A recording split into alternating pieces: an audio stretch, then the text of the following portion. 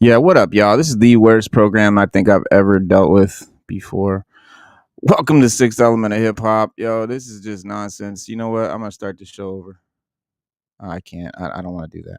Anyways, welcome to Sixth Element of Hip Hop. Don't ever use a program called EveMux. Stick with StreamYard. Don't ever make the switch. I'll be going back here after this. But welcome everybody, man, to the show. We have an amazing show, actually. It's a lot of great shit we got to do tonight. Stu Dog, of course, is running late as always, but you know that's his style. He'll be here eventually, I think. But nah, he's coming. He's coming. He's just trying to get his he's just late. But we got a good show, man. We got all kinds of good stuff going on, man. We got obviously our main topics about Spider-Man 4. The black suit is going down. Of course, we got a lot of good stuff about Star Wars, but let's start it off, man. Let's get it popping. Man, oh man, I wish this program worked the way it should. But we're gonna have fun anyway. Robert Pattinson quitting Hollywood. What's going on, man? What's up with the Batman2? Yeah, you know, you got a franchise, dog. You can't just bail like that on us, Battinson.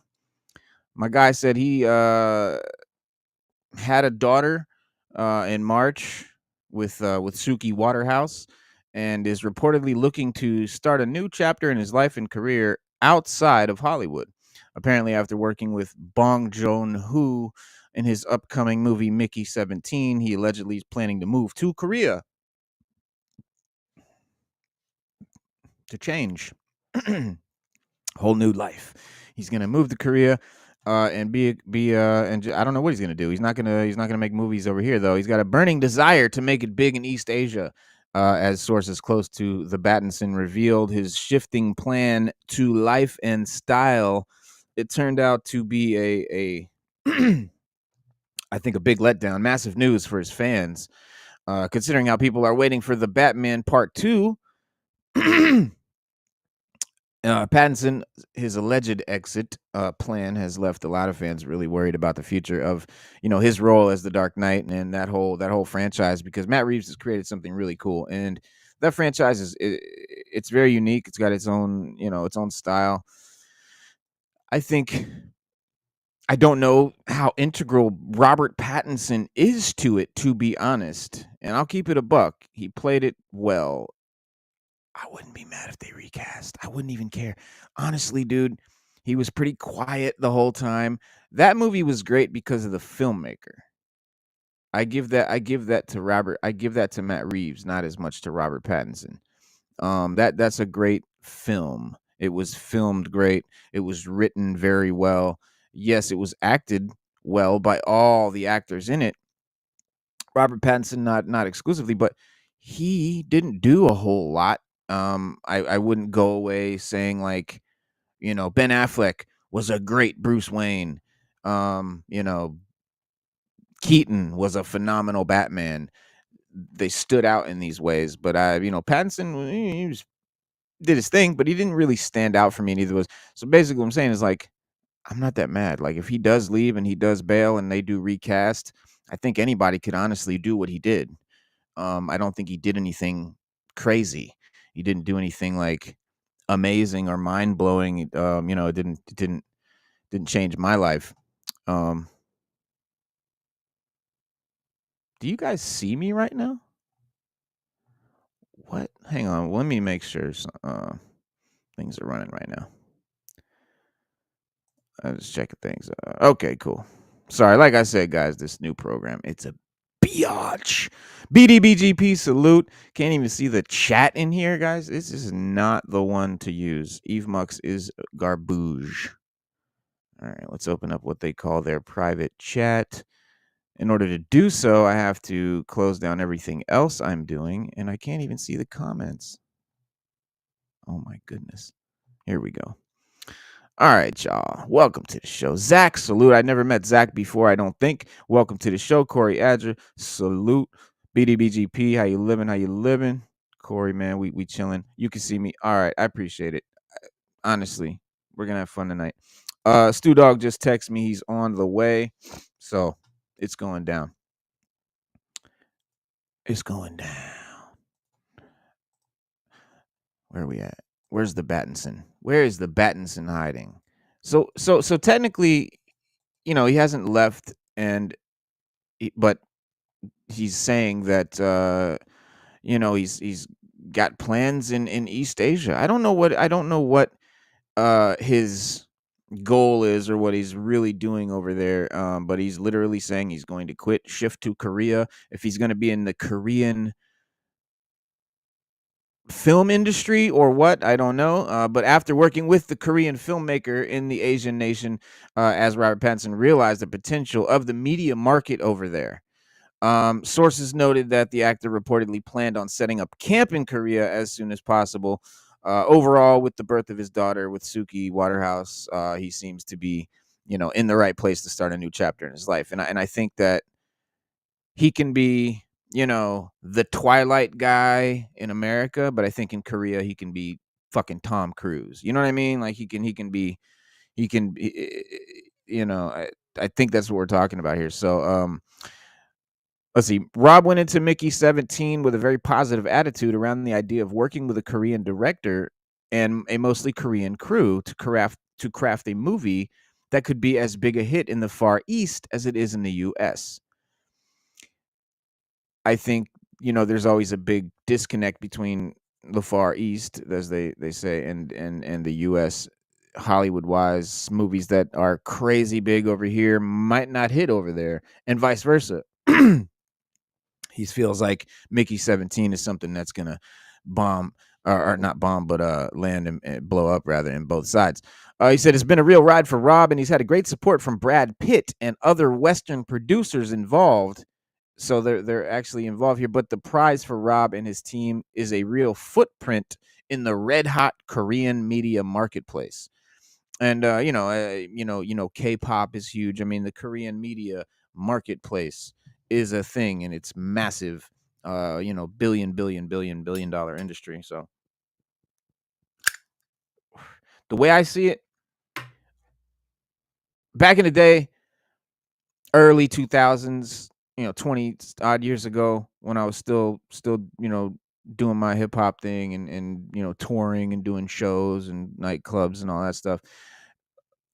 Our circuit, our group, our circles, just people, I think just, MCs at the time, like there was a definite vibe of a definite chatter of like, we need to move to Europe. Like we need to go to England or something, or Holland or whatever, to blow up. Like hip hop is not accepted in America anymore. They like rap, they like booty shake, they like, mumble rap is the trap music, like, but hip hop, real lyricism, it's not what it used to be. Obviously, in other countries though, that shit is huge. Like they really respect hip hop in England and European countries. So a lot of rappers, and it's still, trust me, it's a lot of rappers that went over there to make it big, to be able to do their art form and have it loved and accepted the way it should be, the way it used to be here in the States. And so in that same sort of vein, like I feel him. I know what he's saying. I know what he's talking about. He can be the guy from Twilight here. Yeah, he's Batman. He's big. He's Robert Pattinson. Okay, but it's Robert Pattinson. He still has he's not Brad Pitt, for example. He's not even Keanu Reeves, really. And I think in Korea he can be. He can be a god over there. And his obviously for him may be good. For us, what the fuck? Considering how a good chunk of Hollywood is planning on following the same path as him, it seems that Robert Pattinson isn't wrong in his alleged desire to explore opportunities in Korea. Everyone's on that. Ever since the astounding success of the Oscar-winning film Parasite, which by Warner Brothers, 20th Century Fox, and even Netflix have set up Korea-based studios to break into the market. Like all the big studios are busting out over there. And therefore, Robert Pattinson seems to be treading on the right path with his alleged plans. But while it might be the right thing to do for him, his potential, exit would spark a lot of concerns for fans of DC, right? Especially people that are eagerly waiting for the Batman Part 2, possibly even Part 3, that whole franchise. The actor's potential exit plan might lead fans to worry about his future as Batman. But as of now, there's been no official confirmation from Robert Pattinson regarding his shift to Korea, when he's leaving, or any of that. Therefore, people might have to wait in uncertainty to learn about the outcome of the actor's decision on his beloved superhero role. So far, though, there's no like official word that he's not playing Batman, but it's definitely looking like he could actually not, and that's crazy. That's crazy. But speaking of the Batman 2, I mean, this movie's still definitely going down. The director Matt Reeves gave a few sequel details about the villains and whatnot. It's still a highly anticipated sequel to a blockbuster. The Batman movie was huge. A lot of people felt like it was a resurgence, or like, the best Batman movie ever. I've heard, stuff like that. And yeah, a lot of it's been shrouded in more backstage turmoil than fans could have ever really, known. And with the film facing yet another unexpected release date pushback now. But amidst the swirling rumors about the speculation regarding the plot and the primary antagonist that will challenge Robert Pattinson's, Batman, Matt Reeves has officially offered some tantalizing insights that I think could send the fan base into, a bit of a frenzy. In a recent chat with Josh Horowitz from MTV, Reeves put some of the persistent whispers to rest, revealing that they have indeed pinpointed the villain for the Batman 2. We've done a show about it, but didn't really have that yet. And now, teasing that his selection will be quite the surprise. So not who you've been expecting. And furthermore, he assured fans that the script has reached a state of robustness. So basically, it's not quite done, but it's robust. It is rotund, promising a narrative that not only builds upon the foundation of the first film, but also introduces a new element, unprecedented novelty-wise, to the franchise. He said, yes, of course, we'd really be in trouble. If I hope it's surprising. I think so. I think the story is a continuation in a certain way and completely different in another. It's a show. It's going to show a different side of Rob. It's going to be really cool. He keeps saying that. He keeps alluding to two sides of Pattinson, two sides of Batman. It's going to be another side of Robin Pattinson. So whatever that means, I don't recall a shadow Batman or a clone Batman being a big deal, but he said it was going to be a surprise, something new, something unprecedented. And you just kind of look at these online rumors and casually and go, who knows? So many different things. But the rumor mill has been ablaze with the potential appearances of several infamous DC foes, and obviously we've talked about it: Court of Owls, Clayface, Hush, Mr. Freeze. These were the big picks that people really thought was going to happen. But Reeves' revelation implies that these theories may have missed the mark entirely. Adding another layer of intrigue to the mix is the potential involvement of Barry Keoghan's Joker, a character whose presence could significantly alter the landscape of the franchise, and one that am not excited about. I don't think, I don't know, but hey, it's a different universe there.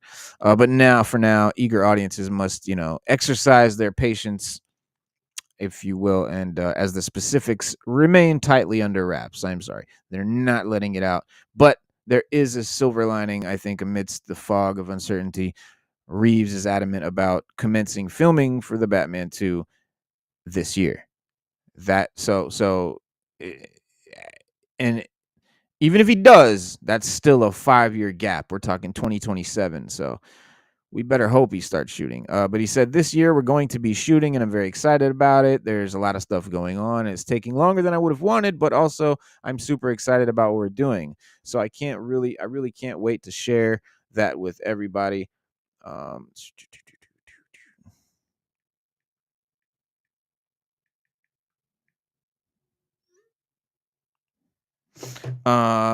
Stu Dog. The film, which has been rescheduled for October 1st, 2027, so far at this point has Robert Pattinson as Batman. Following the praised debut in 2027, and that movie, a brooding exploration of Batman's second year in crime fighting, not an origin story, also not an old seasoned Batman either.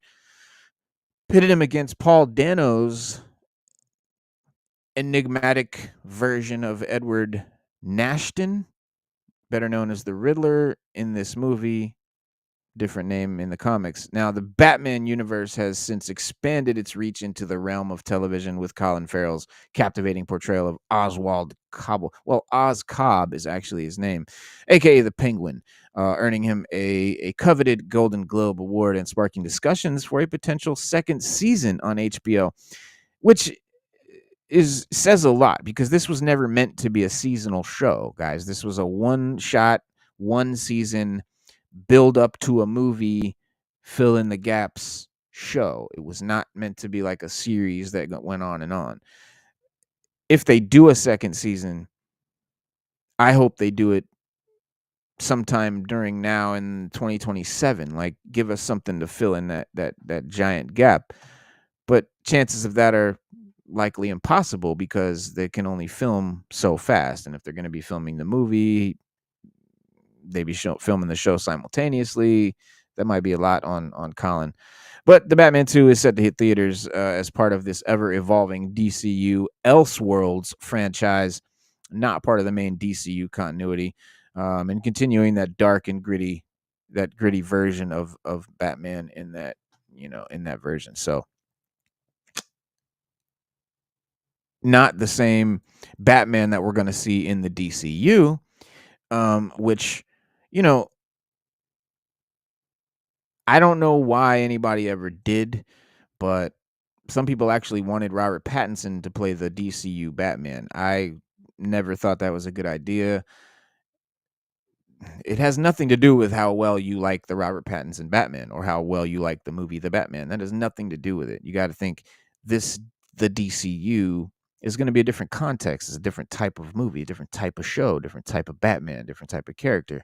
And if you know anything about comics, that's how comics are. Comics is not manga, right? It's not one cohesive story about the same character forever. It's many different writers, many different, versions. They do different universes. You have different all kinds of differences. So it's definitely um not like a cohesive thing that never changes. So, but after the Batman and the Penguin's massive success, and ahead of the Batman Part 2's 2027 release, fans discussed, centering on the possibility of merging the Matt Reeves Batman franchise with the James Gunn DC universe. You know, in theory, this would ensure that the DCU's Batman is well liked. What a fucking weak ass move. Like I think Gunn has more balls than that. He always has. Um, so I don't think he's afraid to gamble, roll the dice with a new Batman. Because, like I said, it doesn't matter that you like Robert Pattinson or that you like that Batman. That's that Batman in that movie. If you took that Batman, for example, and took him out and put him into, you know, the 1960s TV show, it wouldn't be cool. Like, that wouldn't make sense. So you have to kind of, fit the character to the world, to the universe. So the DCU, obviously would benefit from incorporating a something that already has a fan base, but that's what the comics are. That's it. That's the comics. Batman has a fan base, right? Batman doesn't need a boost. It's Batman. Come on. So all he has to do is not make it suck, which I have no No doubt that it won't. So, and the DCU is already setting up Batman's story before his live action debut. We saw him in the Clay Creature Commandos show. And that, besides Matt Reeves' creative vision, the Batman's integration into the DCU would interfere with both franchises' current plans. It would totally fuck everything up. It would change everything that Gunn's doing over there. The DCU's Batman is going to is going to be in live action for the first time in Andy Muschietti's The Brave and the Bold, which is going to be a blue and gray suited Batman, not a all black suit Batman, not the typical, dark knight. He's going to be an older version of the character, one that can be a father and seem like a father figure to a Damian Wayne, who's, not a toddler. He's a teenager. So I think he's going to be a teenager in this one.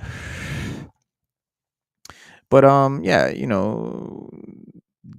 Batman teaming up with Damian Wayne, teaming up with that Robin, I think is the best move. And speaking of that Batman and that Robin, there is a comic book right now, Batman and Robin number 17 on sale with the threat of the serial killer known as Memento looming ominously over Gotham, and the duo, the dynamic duo, Batman and Robin, are going to bust it up. But this is going to be, in my opinion, the best Robin, which is Damian Wayne. Obviously, a controversial take. A lot of people think he's a brat or whatever. He's a fucking ninja and he's a fucking kid. He's like dope. He's a badass. So although seeing Damian leave him behind certainly pains Bruce, but it doesn't mean that Batman is without a partner, right? So in fact, Damian's absence as Robin, opens up a door for a new iteration of this classic team up. And Jason Todd, better known as the Red Hood, is coming in to kind of fill that gap. So whether you like Jason Todd or Damian Wayne, this is a dope comic. First seen in the pages of 1983's Batman number 357. Jason Todd was the second young hero to take up the the mantle of Robin, after Dick Grayson obviously moved on from his time under that moniker and became Nightwing. So Nightwing, and he became Red Hood. And Damian Wayne, who's he going to become when he's no longer Robin? I bet he's going to be dope. But I like how they make them into their own. They give them their own sort of characters and stuff like that. And I think it's dope. But who knows what we're going to build from there and how that's going to go. Now, the speaking of the Batman and everything, the Matt Reeves Batman addressing the future of the spinoffs, right, and the Penguin season 2, and I'm hoping that they will happen sooner than later. Like I said, now the superhero genre, continues to be wildly popular thanks to these various cinematic universes currently in play. But there's also some franchises set outside of those, right, such as the Elseworlds franchises and stuff like that aren't part of these main things. And I think fans are eager to see, where these side joints go. And the spinoff, the Penguin, was so good, people wanted it to have a season 2. And again, it wasn't meant to, but I think the potential is there. And what we know about the Batman Part 2 is very limited, but there is even more interest in the upcoming movie thanks to the Penguin show. So they definitely know that spinoff or those shows that I think Disney kind of first toyed with doing, if done well, like the Penguin was, can definitely benefit a movie franchise. Definitely build excitement, definitely, solidify fandoms, make people not forget between films and shit like that. So definitely a good idea. So I'm sure they're gonna keep making more. But yeah, there you have it. Matt Reeves said, he said, I would love to do more spin-off series. The thing we're really focused on, we're talking about doing the second season of The Penguin, but my big priority is to get the Batman2 shooting and going, and then it'll be exciting where we'll go from there. So sounds like Reeves is down to bring more stories to life from his version of Gotham City. And once the Batman 2 is finally set, although after the finale of the Penguin, I want that season 2 to happen ASAP. I think it would be beneficial to actually happen before the movie comes out, but I think they're not going to be able to do that. It'll probably come after the movie, which I'm kind of not excited about. Like I want the Penguin to be a between the Batman 1 and 2 show, but I want between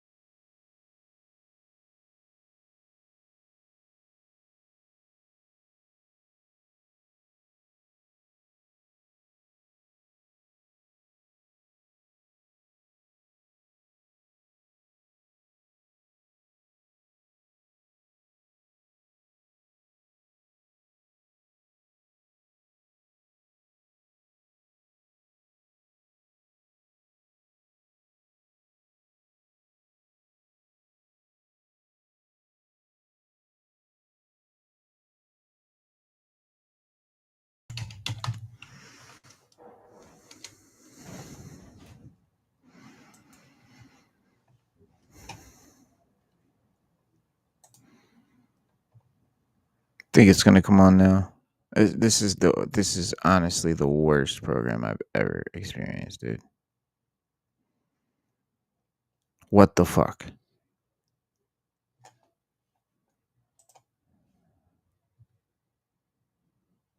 All right, cool. Yo. All right, we're back. Stu Dog is having some technical issues as well. I don't think that we're gonna be using this program for very much in the future.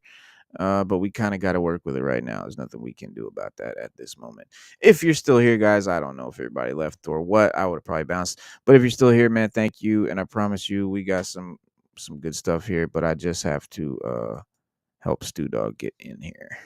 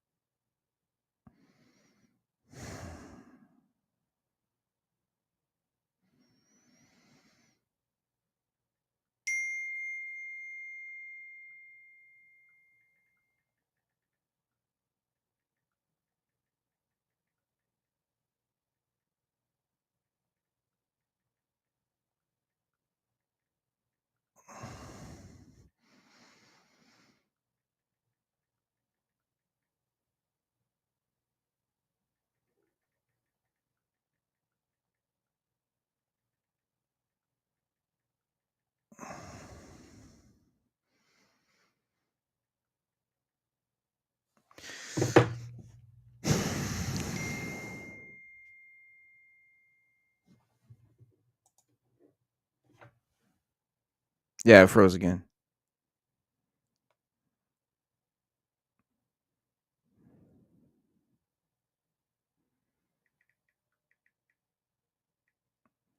I think I'm back now. I think we're back now.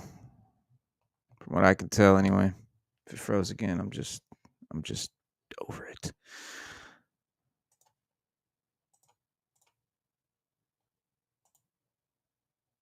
Just about to. I don't even know. You know what? I don't even know where the thing froze at. I was in the midst. I was just on a roll. I was telling y'all about all this good shit. I don't know what was the last thing that was said or that y'all heard. In fact, so I'm actually gonna go check that out real quick because I don't want to repeat a bunch of shit and I don't want to miss anything because all this is good shit. Hold on,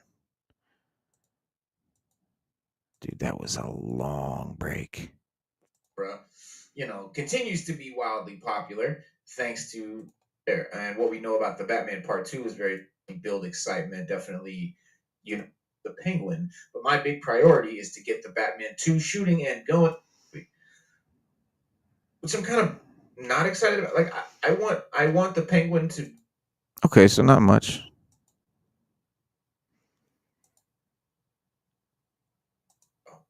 But I want but I think they're not going to be able to. Okay. All right. So I was talking about the Penguin and the spinoffs. I want the spinoff to take place between I want the Penguin spinoff to take place between the Batman and the Batman 2, the second the season 2 of Penguin, just because there's such a big gap. I don't want another Penguin show after the Batman 2. I would love a spinoff after the Batman 2, but I want that spinoff to be whatever the big bad, whatever the villain is of the second movie, just like they did with Penguin.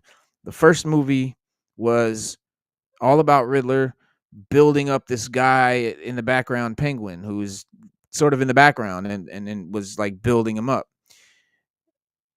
2 can be where Penguin sort of takes that role of the main guy that he's dealing with, like the Riddler was, and there's someone else in the background, maybe the Joker or whoever, that's sort of coming up, and at the end we sort of see like, okay, maybe this guy's going somewhere, and then we get a spin-off about that villain, same like we did with the Penguin. But the movie that I was just about to talk about that is coming out that I think a lot of people don't really even know much about or that is happening. What up, Legion? Salute, salute. Welcome to the show. And oh, Norin Rad, what up, man? Yes, Damien dies in New 52, but hopefully in the cinematic universe we'll get to see him in action. But yeah, man. So there's a movie coming out with DC that they are moving forward with, the Plastic Man movie. Remember the Plastic Man? So before Fantastic, remember he was all like Mr. Fantastic. He could stretch out. You probably saw him in the 80s. Like you don't hear a lot about Plastic Man, right? But he was, he's pretty popular like during the 80s and stuff like that. I know a lot of cartoons, Justice League. I mean, we have fun. We love Plastic Man. Stu Dog, one of Stu's favorite. But there's been multiple rumblings about a Plastic Man movie helmed by Darren Aronofsky since last summer. We've talked about it. And it's only, one of only a few rumors that DC's boss, James Gunn, hasn't debunked. And it would become, all the more exciting if the Black Swan, Noah, and the Whale director were able to, take charge of this project. Black Swan, Noah, and the Whale director is the one that they're saying is going to do Plastic Man. Now, Darren Aronofsky is not a lock yet, but the rumor is that the movie will be set in the DCU, similar to the upcoming projects like Clayface and Sergeant Rock that weren't part of James Gunn's Gods and Monsters menu that he gave us, back when he first got the helm. But just the same, Clayface is a go. That's absolutely greenlit. That's happening. Something he never intended on doing. Something was never announced. And also, that kind of proves and kind of solidifies the fact that the DCU is going to be based more on projects that are complete, shit that's well written, shit that makes sense, and stuff that's just good versus, okay, we have an agenda, we have a list of movies. Feige gave us a roadmap that he's never stuck to, by the way, but like that's just it. Instead of trying to hit deadlines and make movies just because you told us you were going to do it by this date and it comes out and it's trash because the script was garbage, that I don't want that. Like, I don't want that. I'd rather wait for a good product. This quantity over quality thing is just not how films should be made. But we'll see what happens with the Plastic Man. Is a movie I think that fans have long hoped to see on the big screen. Aronofsky, meanwhile, is no stranger to the DC universe after coming close to helming the scrapped Batman Year One. Sonic the Hedgehog 3 star Ben Schwartz is joining the DCU. Also, he said, "I'm actually friends of James. Got to love James Gunn and can't wait for his Superman 2. Also, my plea for superheroes. Of course, I love the Marvel Universe, but DC has a character named Plastic Man. I always thought that he could be like the Deadpool of that universe. He could be comedic. He has like a big thief backstory. Patrick O'Brien, I'm obsessed with that character, and he's funny. And I think having a funny character in the Justice League, because technically he is part of the Justice League, I think that would be like a perfect a perfect foil to all the other serious characters they have over there." And yeah, he's got a good point. Every universe needs its Deadpool, right? He definitely fits that sort of comic relief character. And yes, he was a criminal before he was a hero. So that's a cool backstory, a cool anti-hero backstory fit for Hollywood. Created by Jack Cole back in 1941, Plastic Man is a superhero with the ability to stretch, reshape, and morph his body into virtually any form, much like Mr. Fantastic, who, you know, uh, Stan Lee invented and 20 years later. Obviously got the idea from old Plastic Man. Originally a petty criminal named Patrick Eel O'Brien. He was transformed after a chemical accident, as it happens, and granted him his superpowers as it happens. Rather than pursue a life of crime, though, now that he's got some power, he does turn to heroism and uses his ability to fight injustice. And Plastic Man, I think, is typically depicted as a wisecracking character.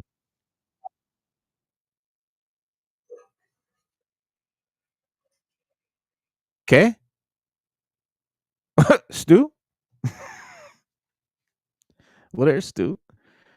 I thought I heard you for a second.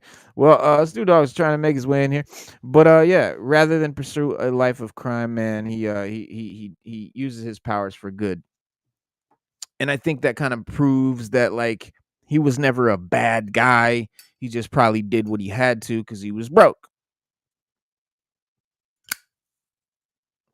like so many criminals, so-called criminals. You know, so many people that commit crimes. Sometimes they're really good people. They just had to do something desperate, and over and over again. But no, his powers are virtually limitless. So he can stretch, flatten, twist into any shape or size. You know, he can go on, stretch on forever, and squeeze down. You know, he's it's a really cool design for, or it's a really cool idea for a superpower. Typically, you know, I think though he does fit that mold, that Deadpool type, that type character. You know, he's the type of weird character who he's bound to appeal to a filmmaker like Gunn. He definitely fits in Gunn's style. I think he would have, you know, been right at home in any of Gunn's movies or shows. And there's definitely a body horror element to Plastic Man, I think, which separates him from Mr. Fantastic, for example, who is more, you know, clean with it. Like Mr. Fantastic is more conservative, I guess. I don't know. You're not gonna see any gross out horror in Fantastic Four comics. As always, though, I don't know, man. What do you guys think? I think it'd be cool. Ben Schwartz, the actor, said it would be a dream come true. But whoever they get for that role, I'm excited. The character is out there in a world in a big, fun way. James is in the zone with all that stuff. He will nail it, and I'll be the first in line to buy a ticket. Stu.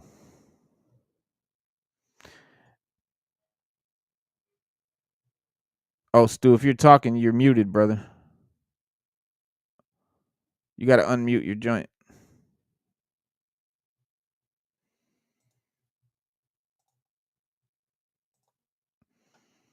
Let me give you an avatar. There you go. Now you sixth element. Stu will figure it out.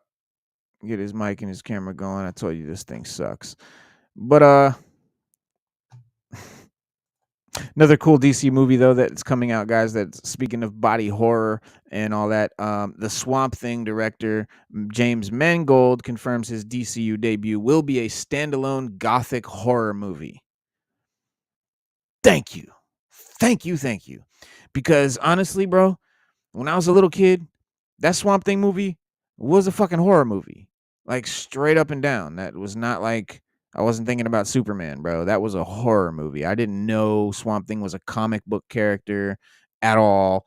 You know, as a little kid, I just, and this is in the 80s, but um Swamp Thing is a fucking horror story. That is a cool thing that they're doing. I'm really glad. And the filmmaker James Mangold has tackled a lot of genres, right? He's done biopics. He did Ford and Ferrari, or Ford versus Ferrari.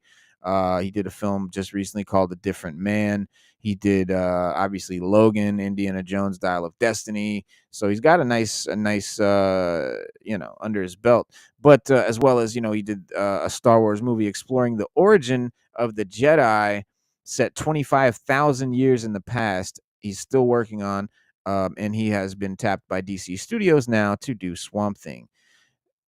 Swamp Thing starred in a very short-lived TV series, you know, but would mark, I think, a big screen return for the character who fits well into the latter part of James Gunn's Gods and Monsters slate.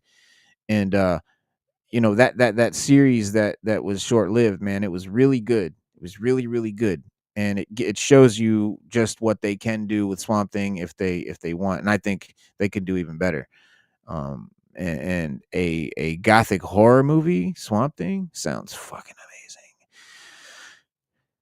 amazing. Mangold, the guy that is directing and making the film, he said, with Bob Dylan, you have known quantities, yes, but there are ways to interpret them, he stated. With other kinds of IP, it gets to a religious level. Swamp Thing at DC is just a matter of, do we find a way on the page to say something original? While I'm sure DC views Swamp Thing as a franchise, I would be viewing it as a very simple, clean, gothic horror movie about this man slash monster. Just doing my own thing with this, just a standalone. End quote. So yeah, he's not talking about doing um a series or a trilogy or a show or any of that. When James gave us that menu, he did state that those were not all projects for that era. There will be more. Yeah, there'll be more. There'll be less. You know, they'll go in and out. Hype for Swamp Thing. I think Plastic Man could be amazing horror as well. Absolutely, man. They both fit. And with Clayface happening as a horror movie, this sort of comics as horror movies thing is happening, and that's just so amazing, because if you're a comic reader, you know that comics are fucking rated R. Comics are horrific. Comics are not kiddie stuff, unless they are. But like, comics get deep, they get dark, they get very violent, they get very, very, very much horror, right? So this thing where superhero movies or comic characters have to be this PG or even PG-13, is just nonsense. It's utter nonsense. We've learned that from Deadpool. We've learned that from Deadpool and Wolverine recently. So like, this thing that they can't be rated R, is I think finally over. And with movies like Clayface and now Swamp Thing and Plastic Man, we're going to start seeing some really cool stuff that really feels like a comic book. And, it does sound really similar, I think, to the Clayface joint, for example, and we can't imagine James Gunn is going to have an issue with the Swamp Thing being a standalone tale. I don't think he is going to be mad or want it to be because again, Swamp Thing, like running around with the Justice League, it looks stupid. Like, they don't need to do that. Now, Justice League Dark, if they do, would be cool. So they're, and this leads to shit like that, guys. So movies like Clayface and Swamp Thing and Plastic Man and horror movies is gonna lead to cool shit like that.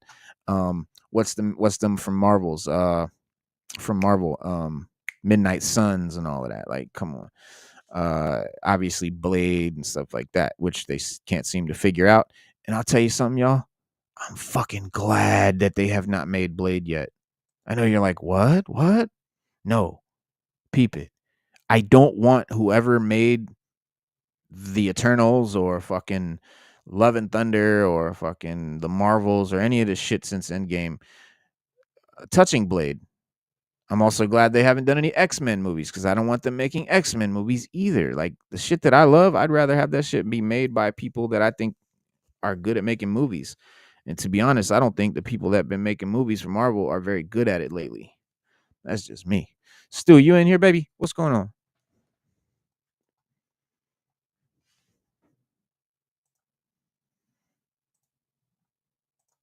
I don't know if y'all can see. Yo, can you hear me?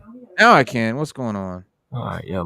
It's saying it can't detect my camera, but my camera's in is on. I don't know what's going on. I'm trying to work through it. I'm trying to get through it.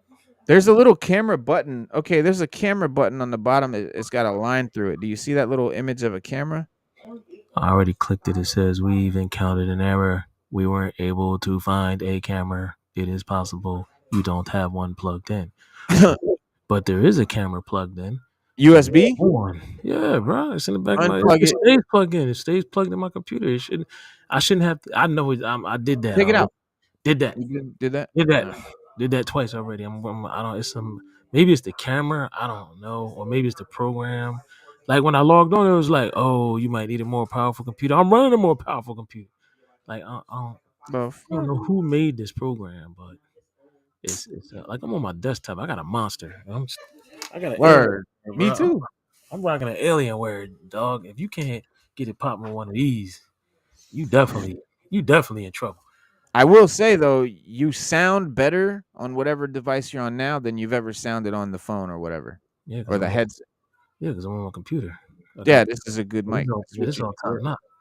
I Yeah. know. I know. This is my what's your name, Mike, man. I can't. I don't know what's up. I can't get a picture. It's just saying it can't recognize my it's not recognizing my camera for some reason. Hold on. Hold on. I'm gonna try something. 1 second.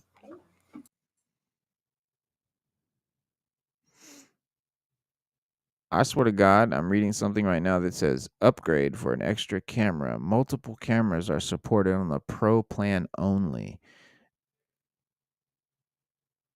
Ain't no goddamn way. That must be talking about if I want to have Yeah. multiple cameras. Hey, we Hold got a up. special guest that wants to say hi. Say hi. Hello. What's up? Hi, what's up, dude? How you doing, man? Good. My name is Mr. William. What's up, Mr. Williams? I go do work. You going to work? Uh-huh. What do you do for a living? I go do work. I got bigger problem. You got bigger problems? Yes. I Thank you. know that's right. Bye. Thank you for having me. All right, Thank man. you. Bye. Thank you for being on the show, Good man. night. Good night.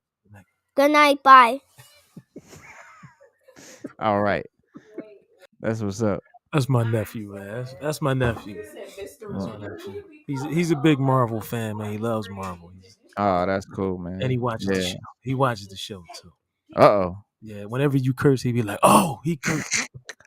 Yeah, I do curse. Yeah. Whenever you curse, he takes it personal when you curse. So. Oh man. But he does watch the show. Maybe I don't know. Maybe one day I'll cut it down. I don't know. Yeah, maybe one day. Not one. Let me see something, man. I like it too much. I like it. What am I gonna say?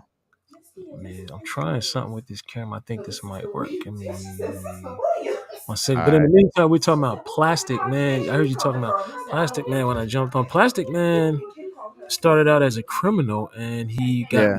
reformed by Batman to become a hero. He did some jail time. He became a hero. Plastic Man is very unique as because his abilities are people compare him to Mr. Fantastic, but he's nothing like Mr. Fantastic. Yeah. Yeah. No. He has superhuman elasticity. He's a shapeshifter, size shifting, superhuman physicality. He's about as strong as Superman. His elasticity in his body. He has muscle augmentation. He can regenerate. He's pretty much invulnerable. There's nothing you can really use to kill him. Yeah. He's immune to telepathy, mental telepathy. He has immortality. And he has combat expertise as long as sleuthing skills.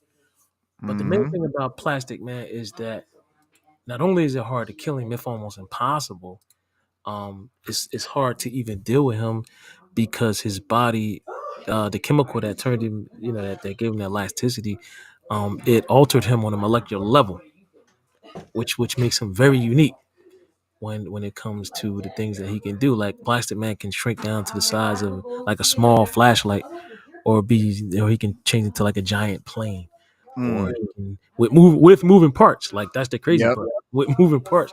I That, remember that that shit.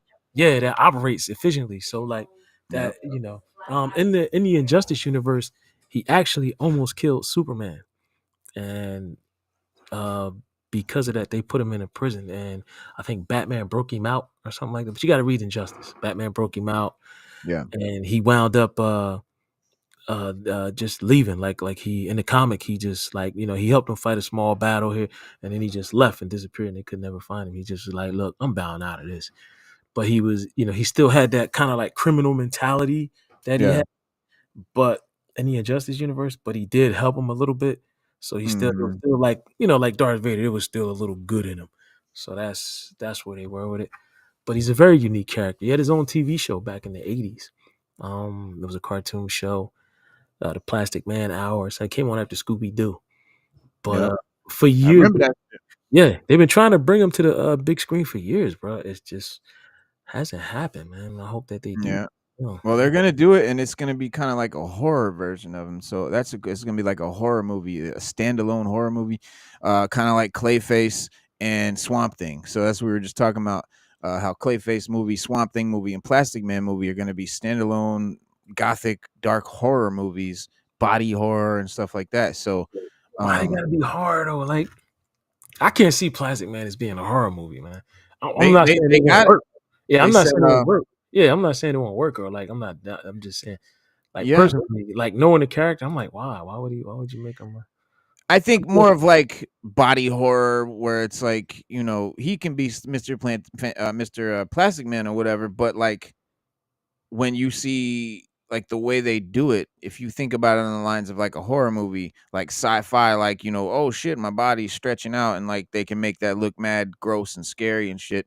It wouldn't be, the cartoony Justice League cartoons from the 80s, that Plastic Man, it would be a darker, I don't know, a darker take, but fit into that Clayface and Swamp Thing kind of standalone horror vibe that they're going for. Remember the movie The Fly? Yes. I'm hoping it's not gonna be like that. We Hmm. got like if you're gonna do it, because Plastic Man, Well, that's a good. his I think that's comic, what they are talking about, kind of like that. yeah, because I don't want to see him Like transform like the whole movie. He's transforming into plastic. Like that's boring. no, yeah, like slowly over time he's becoming Right. plastic. I'd rather Yeah. see him just being Plastic Man out there just doing shit. And the way James Gunn's like vibe is, it's all about like not just making origin movies. Like, let's just hop in. We know these characters already. Let's hop in and see them in action. Because I think like that's what all fans. I mean, that's what I always was like, man. Okay, cool. Like, I get how fucking such and such got their powers, but like, I just want to see a movie about them running around doing shit with their powers, not how they got them. Right. That's fucking Right. boring. Kids No, don't I'm want to with see that. that. Yeah, I'm Like, with come that. on. You want Yeah, to see but the see action. that's my real complaint. Because like when you watch The Fly, that was cool, and watching Jeff Goldblum, But I wanted to see him as the as Fly the doing Fly. shit, Thank running you, around. Yeah, thank you. And it took the whole movie for him to turn into the Fly, and then they killed him. Like right. that's what I'm Yeah. afraid of. No, Like I don't want that. yeah, like they'll show Plastic Man, and then he's stretching his arm, and then he finds out he can stretch his leg, and then there's gonna be a whole scene about him turning, imitating people and being, changing into somebody else. Like, Yeah, all right, we know he can do that. Plastic yeah, Man in his comics, he's more like a detective. So like he's like a detective, like Batman, yeah. but he uses his detective skills with, with the dude that's with him is like I think his name is Pineapple or something like that. And Mm. Penny, I think, is the name of the girl that's his girlfriend. And they, they go around solving crimes. They got the plastic jet, stuff like so. He's pretty much established as a hero in the city that he's in. It's just Yeah, that if we're gonna do this movie, please don't give it to me like The Fly. That's all I'm at. yeah. Yeah, I agree, man. I hope I definitely want to see Plastic Man being Plastic Man. I want to see him using all his powers. He could fit into any container. He could stretch as long as he wants to stretch. It's crazy the stuff they can do, and especially with the technology now, they can really do that and do it well. But back to Swamp Thing real quick. He said, I've learned a lot, whether it's talking about the guy that's making Swamp Thing. He's also making the Dawn of the Jedi movie, which I'm excited about too, because Dawn of the Jedi is a really dope comic about the Dawn of the Jedi. But he said, I've been afforded the chance to work in different genres because people will finance it. He said, if it was just a horror director and people only wanted to pay for my horror movies, that would be a different problem. He said, but part of the joy is that you can learn a lot when you are changing genres or the vernacular in some way you can communicate in your art, because he does all different sorts of movies. He said, I've learned a lot, whether it's making an action film or whether it's making a Western and bringing those genres into the kind of superhero film or Marvel film. He said, you not only learn things making one genre, but then you learn how to carry over lessons from that genre into another one that you might not expect. End quote. And that's cool because like, if you're just a horror guy and you just live in that horror box, then your movies are going to be a typical way. But if you like do all kinds of other movies and then you dip your toe in the horror shit, that's going to be a very unique horror movie. Right. I agree. That's gonna So be hopefully, that's gonna be a real unique horror movie. You're right about that. And the movie Swamp Thing is going to sort of investigate the darker sides and the darker origin of Swamp Thing. And if you, like I said before, my memory of Swamp Thing when I was a little kid, that shit scared the fuck out of me. That was a horror movie, in my opinion. I was little when that shit came out, real You talking little. about the one that came out in the 80s?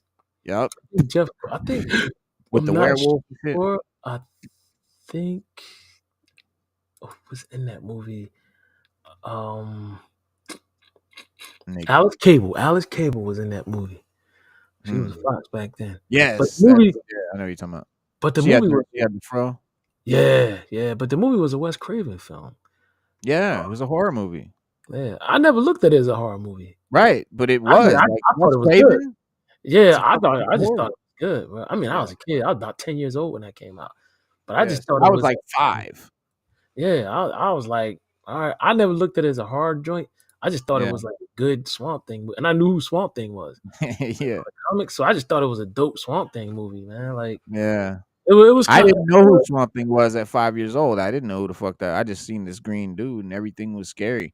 As a 5-year-old, you don't know what the fuck's going on. So that shit was crazy to me. And I had like these weird like visions and memories of that movie. And like I went back later and rewatched it when I was older and just laughed, man, at how cheesy and bad it was. But man, when I was yeah, a you kid, thought it was. Yeah, listen, even though it was, I liked it, man. It was like yeah, it was like a good bad cheesy. I right. never I didn't know until like the late '90s that it was a Wes Craven movie. I never knew that.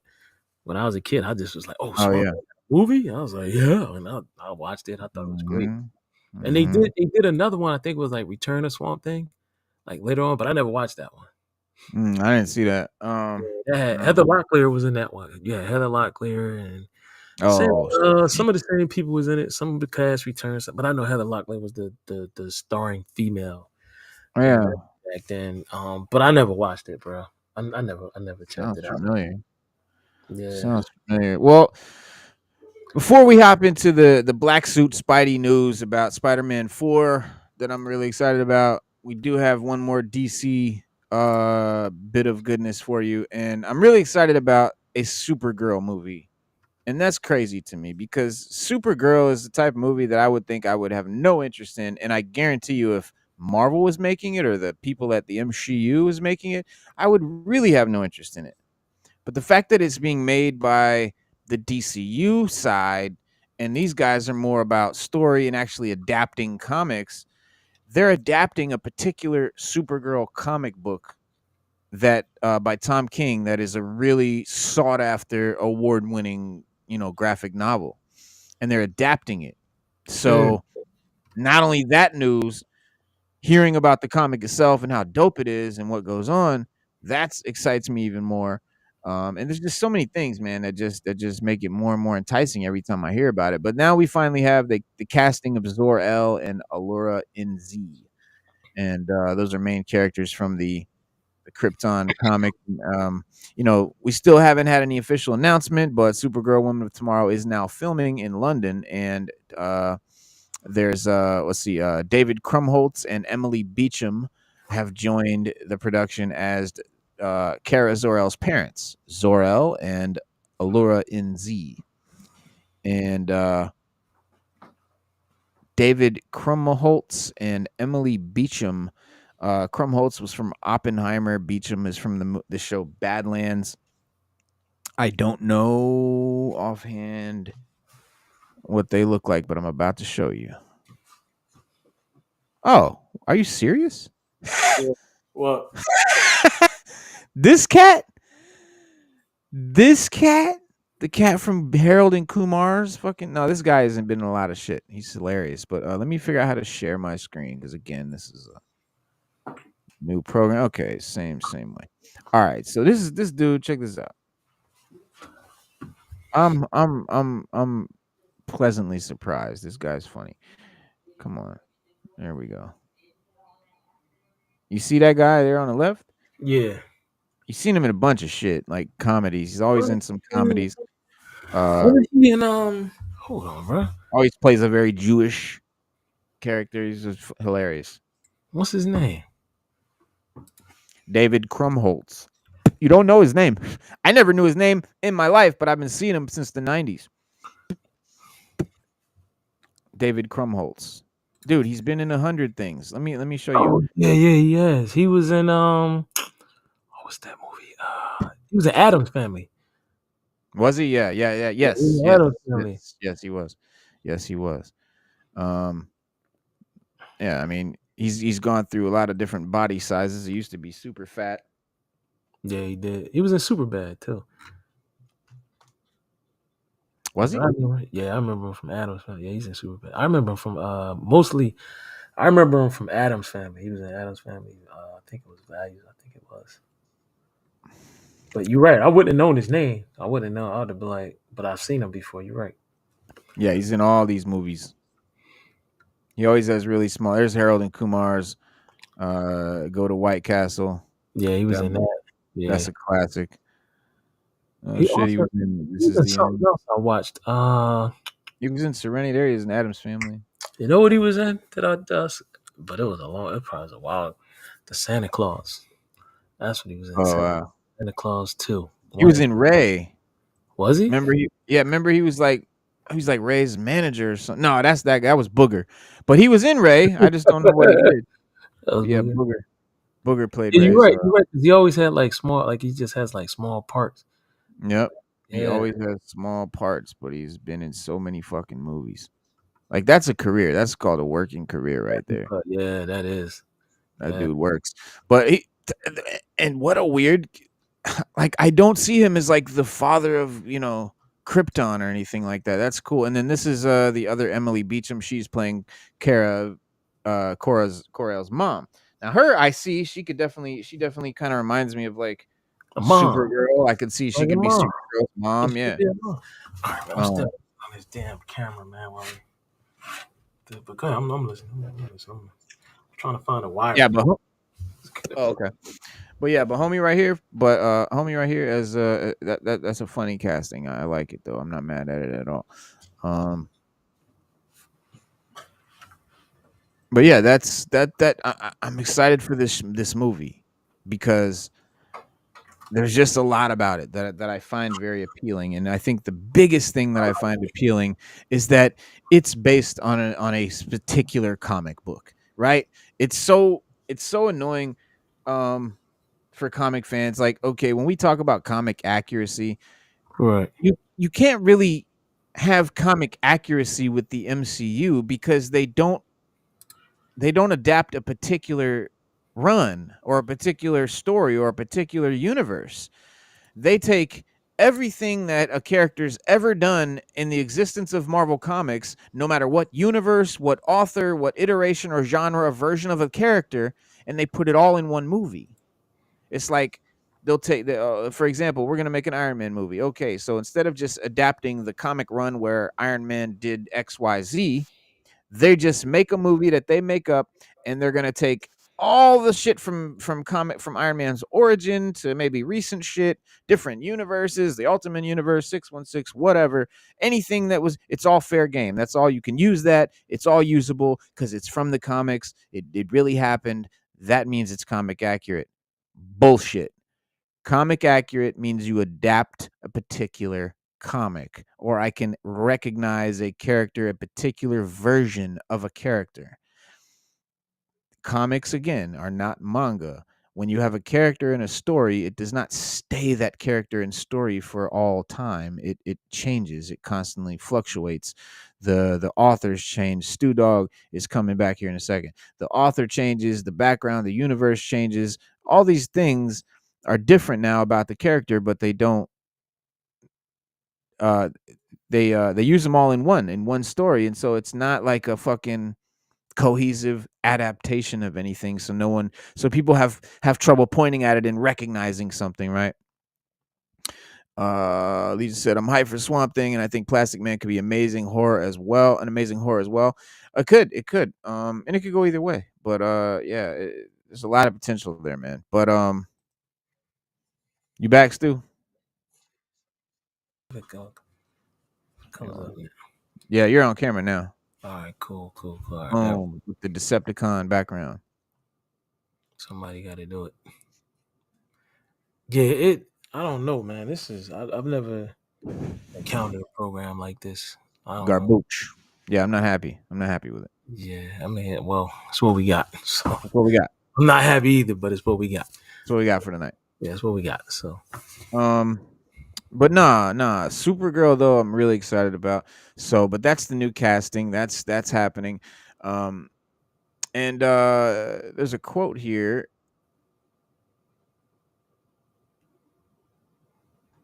Where is it? I'm trying to see who's saying it. Um, James Gunn talking about that he had no intention of making Kara Zor-El's solo outing the second DCU film until he read the script by actress and playwright Anna Nogueira.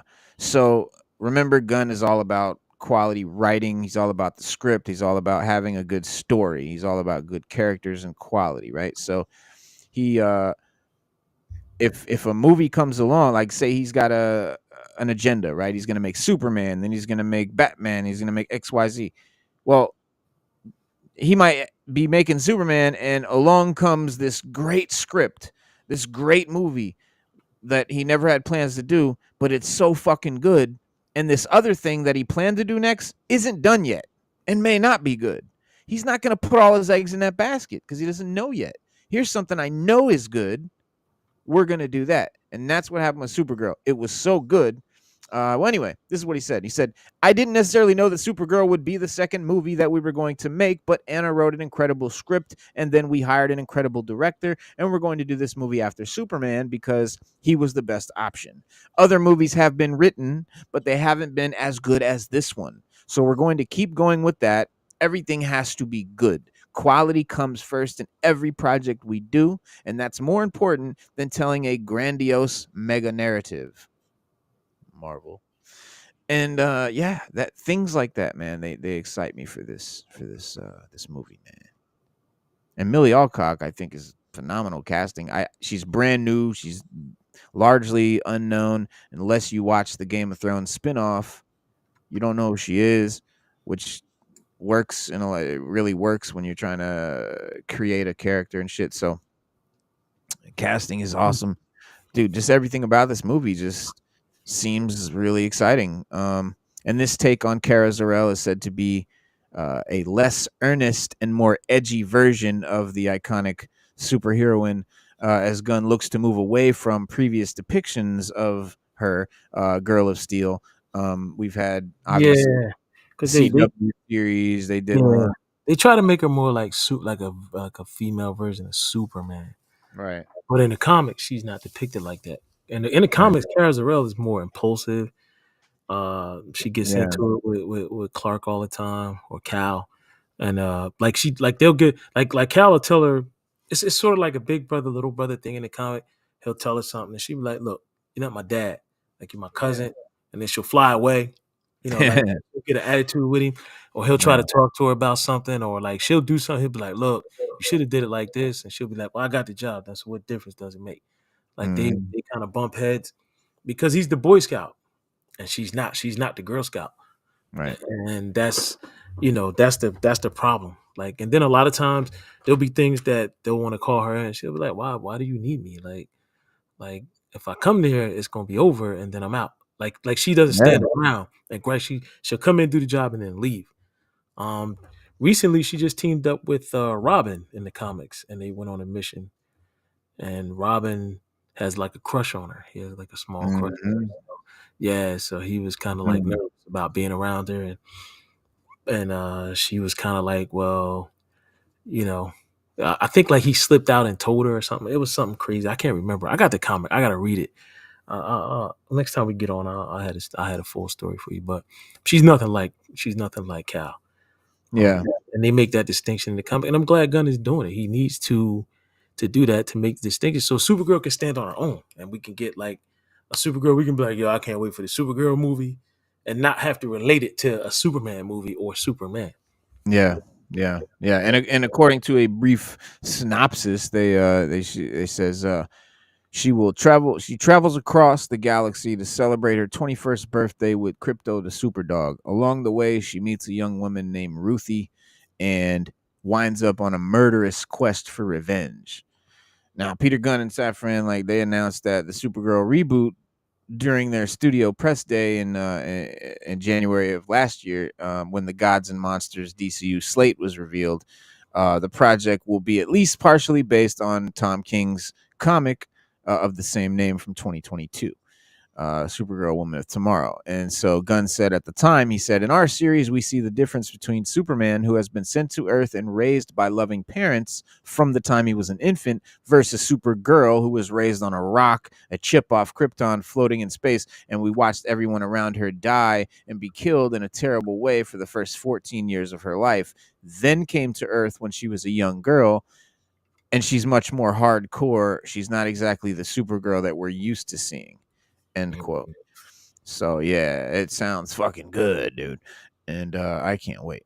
But as far as Spider-Man, as far as Sony, man, we gotta jump into that. But yeah, the castings for Supergirl look great, and all that good shit. I think it's gonna be phenomenal. But there's a wild Spider-Man rumor claiming what Sony's Marvel movies will be about, following Kraven the Hunter. And I think it's dope. It says they're talking like well, okay, so although Sony's animated Spider-Verse movies have proven themselves as critical and commercial darlings, its live action universe centered around Spider-Man's villains and supporting characters has not been so well received. A lot of ranging from the mixed to dismally negative, and I think only the Venom movies have been remotely liked, and it got to the point where even I think the second Venom movie was not even liked, and the third one was like meh. Yeah, nobody liked it, any of them. Yeah, The first so one kinda the killed the first one was, second. Yeah, and then we expected it to get better by thought the it was gonna second get one. better. Yeah, Yeah, but it just didn't, and people were like, when you hear people like casual fans talk about it, but they like Venom, they say yeah. that. They be like, "Oh, the last one was just the worst. Second one was Mhm. okay. The first one, was good." And they don't. But overall, regardless of what they say, they overall overwhelmingly don't have a positive attitude about it. Yeah, and it got to the point where even we're ahead of the Craven Hunter release. It was reported that the Sony Spider-Verse would be ending, and at least for a while. But if a new rumor claiming what Sony's Marvel movies will be about next is true, then it will. I think it will be dope. And I would definitely welcome it. But what's ironic about Sony's Spider-Man universe is that the Venom trilogy, Morbius, Madam Web, Craven the Hero, never actually featured the Spider-Man. Right? That was the big deal. It's like, not only was he not in it, he wasn't mentioned. It wasn't like he existed at all. And that obviously doesn't work when these villains were largely designed around Spider-Man. These villains are designed to be a villain for a guy with Spider-Man's powers, right? There's a reason that Venom is the way he is. There's a reason Kraven the Hunter works. He's hunting a spider. Like it's all, they're all made for the guy. Obviously, Scorpion and all this shit. Like, so, the studio, I think, is finally learning from this, sort of. They're looking to make movies about Spider-Man variants going forward. So in the same vein as Spider-Man Into the Spider-Verse, Spider-Man Across the Spider-Verse, and the upcoming Spider-Man Beyond the Spider-Verse, Sony would be expanding its size past just the standard Peter Parker and maybe do some Ben Reilly and Spider-Punk and other spider heroes who live elsewhere in the multiverse. Spider-Gwen, Spider-Man 2099, all that shit. Spider-Woman, Spider UK. Right. I think they should have did that from the beginning. But even if let's just say you do the villains. Let's just play devil's advocate and just say, all right, we're gonna do the villains. Everybody's main complaint was, where's Spider-Man? Like, you could have had the villain win in the movie too, but where's Spider-Man? These characters don't exist without Spider-Man. Sometimes he's the direct reason why they came about, and other times he just falls into whatever they're doing, and they become his arch villain. A Spider-Man has a rogues gallery that's as big as Batman, but at the same time, you can't just like put a Spider-Man villain without Spider-Man. It just makes no sense. It has no. It doesn't compute, bro. I don't get it. But they do like a different version of Spider-Man, like the black suit or the armor. We had the armor Spider-Man. That sounds cool, but I mean, what villains are you gonna fight? You could have put the villain. You could have put Craven or Venom in that. That would have made sense. Because remember, with the black suit, after Spider-Man found out it was a symbiote. Remember, he kind of liked the idea of the black suit, and he had a cloth version of the black suit that he Yeah. wore. So I mean, are we getting a cloth version, or are we getting a symbiote version? Because there's two versions. You got to ask that question. Yeah, well, I mean, yeah, it's definitely, the opportunity is definitely there for the Russos to hook that up with the black suit, but Sony's verse, I mean, the Marvel, the MCU has had straightforward Spider-Man movies, covered since 2017 with Tom Holland's Peter Parker, who's coming back in 2026 for Spider-Man 4, who we're going to talk about in a second. By using these other heroes, though, these other Spider-Man, Sony can finally craft a separate, self-contained franchise that revolves around Spider-Man that doesn't need to overlap with what the MCU is doing with Peter Parker. And so they can still have their Spider-Man movie. You can still have it. You just don't use Peter Parker. You don't use that Spider-Man that's going on in the MCU, which brings a greater exposure to these other versions of Spider-Man 2, which I think is a great move and needs to happen because some of these are really good characters and have great fan bases, especially considering the general audience has now, already has a passing familiarity of them from the Spider-Verse movies. So now all these characters that, probably think were made up for the Spider-Verse movie are now people who know who they are. And so you could actually use them and make successful movies out of them. And I, would also, be remiss if I didn't mention that Sony is already trying out this variant approach on the small screen with Nick Cage's Spider Noir TV series, which I'm really excited about because I think Spider Noir is one of my favorite characters, and that's coming out on Amazon Prime. So, starring Nicolas Cage as an older Spider-Man, Ben Reilly, not Peter Parker, and he's a private investigator in the 1930s New York. And again, assuming this latest rumor is legit, perhaps Sony will wait to see how that show performs before deciding whether to move forward with this plan. But yeah, I mean, you have the Nick Cage movie. I don't think I showed you guys the pictures the other day. There's some great photos of Nick Cage in the Spider Noir outfit with the hat and the black suit and the trench coat, like riding on the hood of like a 1920s or 1930s car on the roof. And it's there's been some imagery, but it's business as usual in LA now. The worst of the wildfires are over, and Spider-Man Noir has resumed shooting yesterday. So that's not a rumor. That's really a show that's actually happening. Nick Cage, no stranger to comic book adaptations. We've already seen him as a Ghost few. Rider. Yeah. Ghost Rider. But we've seen him in costume as Ben Reilly, albeit in his PI gear rather than his super suit, but with the trench coat and the hat and all that. But yeah, he played Spider-Man Noir in the Spiderverse cartoon. He was the voice and became an instant fan favorite. People love the character, and so he's getting to reprise that role in a live action show, which isn't something we ever expected. I never thought that I would ever see the day where they made a fucking Spider-Man Noir show. Get the fuck out of here. No way. You couldn't have paid me to believe it. And now it's actually filming. So Yeah. I'm ecstatic. But he said, Nick Cage, he said, I know that the phone's going to be ringing off the hook to play serial killers after the movie Longlegs that he just did. He said, but that's not really what I like to do. I don't like violence. I don't want to play people who are hurting people. One of the things that I like about this potential show is that it's fantasy. It's not really people beating people up. Monsters are involved. End quote. And there's a little tweet of him on the set in his PI garb, which I saw I'm trying to find now the ones I saw of him with the Spider Noir suit on the roof of the car driving. That was really cool. But here's just a little shot of him in his PI joint. He said, Nicolas Cage filmed scenes for the new Spider Noir series in downtown LA. See the photos. And that's him in front of an ambulance there. But these are not pics of him in his Spider Noir costume, but these are just pics of him, as PI Ben Riley. Yeah, he's a little older, man. I mean, yeah, he's playing an older character. Yeah, well, we see how it works. He's a private eye. He's playing a private eye version of the character.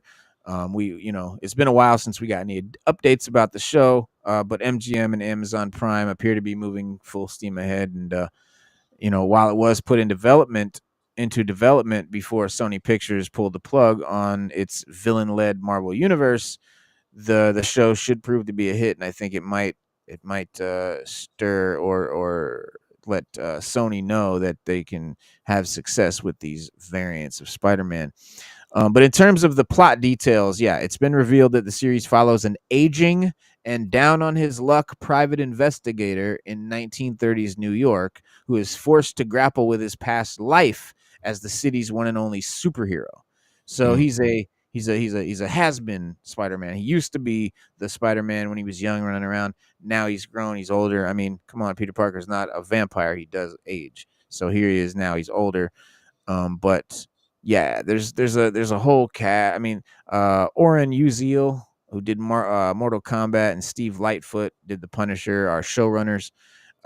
Harry Brad Beer is set to direct and executive produce the first 2 episodes. And Cage will be joined by Lamorne Morris as Robbie Robertson, Brendan Gleeson as the Banshees. From the Banshees of Inisherin, Abraham Popula, who you've seen in Atlas and other shit, Lee Jun Lee, who I don't know, and Jack Hudson, who was in Boardwalk Empire and shit. So some OGs in there. Lucas Haas, it was a kid actor from back in the day. He was in Inception and a bunch of other shit. Cameron Britton, Carrie Christopher, Michael Krostoff, Scott MacArthur, who was in El Camino, the Breaking Bad movie. Joe Massengill, who was in The Barry Show. Whitney Rice, Amanda Schull from 12 Monkeys, Karen Rodriguez from Swarms. So it's a fully casted, fully happening project. So yeah, look forward to that. I do. In any case, at least Spidey fans can take comfort in that, right? That's happening now. Spider-Man 4 is coming out 2026, July 24th, 2026, and despite the seemingly endless rumors, we really don't know anything about Spider-Man 4. Will Peter Parker battle Null with Venom by his side? Could Scorpion and Shocker return after we saw them in Homecoming? Is he going to team up with Daredevil now that that's going on? So we have no idea at this stage, though all signs do point to him donning the black suit from the comics. Like I've said before, Avengers Doomsday is going to be released before Spider-Man 4.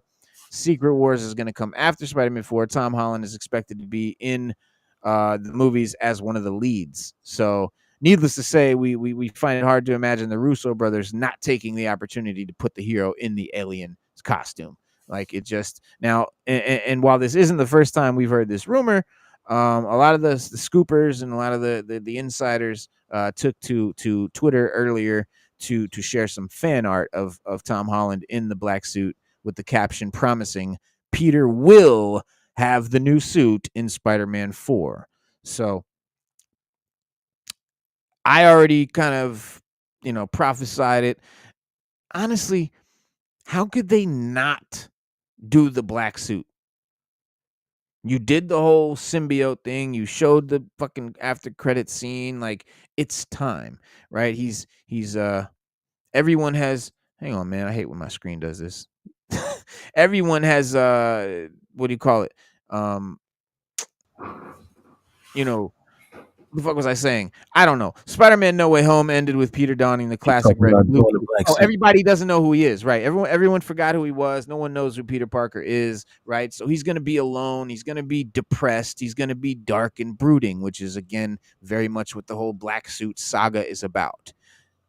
You know, Peter in a dark, depressed sort of vibe.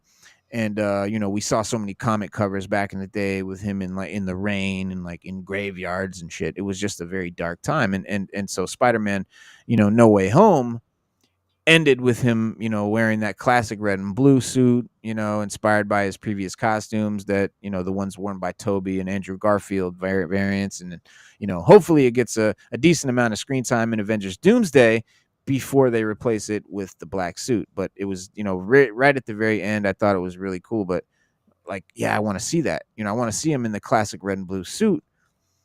And I think honestly, if I had it my way, Spider-Man 4 would be Spider-Man 1 of a new trilogy. I think the first trilogy, Spider-Man trilogy, is done. I think 4 needs to be one in a new trilogy, and the new trilogy needs to be about the symbiote. Part 1, he's in the red and blue suit. Towards the end, maybe at the very end, the black suit finds him, or he finds the black suit. The second movie is about him dealing with the black suit, being in the black suit, having the black suit, all that comes with. And then, of course, the third movie would be him like fighting Venom or fighting Null and like getting out of the suit and getting back to his original self. I think that's a 3-movie thing. I don't think it's a 1-movie thing. I think doing that in 1 movie is a huge mistake. The whole black suit saga. That whole thing is not a 1-movie thing. We saw Spider-Man 3 with Tobey Maguire proved it emphatically. Now, I think Marvel, owns the rights to Spider-Man merchandise, so suits have become the norm, and usually multiple variations, and because that increases the number of toys and collectibles and merchandise that can be sold. Yes, it does. So, and then we just had an interview recently with the Spider-Man franchise producer Amy Pascal. She said, "We're starting shooting the next Spider-Man movie with Destin Daniel Cretton. He's a wonderful director. I love No Mercy. I love Short Term 12, and I love Shang-Chi. I think he did a wonderful job." End quote.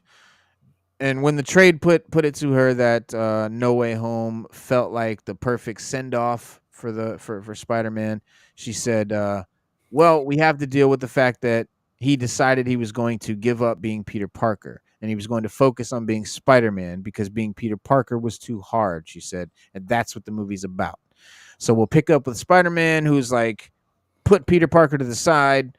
No one else knows who Peter Parker is. Peter Parker's no more. Not dissimilar to what Andrew Garfield's Amazing Spider-Man said that he did in No Way Home following the death of Gwen Stacy, right? Because remember, they, Toby and Andrew, those Spider-Men, their lives continued after the movies, and we kind of heard about what they'd been up to in the No Way Home joint. So Gwen Stacy died, and that's what he went through. So in the case of the MCU Spidey, Tom Holland, it's a little more literal. After Doctor Strange's spell made everyone forget he exists, and so yeah, Tom Holland said, he said of the script of Spider-Man 4, he said, "I read it 3 weeks ago, and it literally lit a fire in me.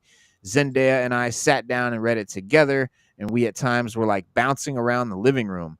This is like real movie worthy of the fans. Respect." He said, no. He said, "This is a real movie worthy of the fans' respect, but there are a few things we need to figure out before we can get that really going. But I'm excited, and I'm really, really excited about. But it's exciting, and I'm really, really excited about it." End quote. Yeah.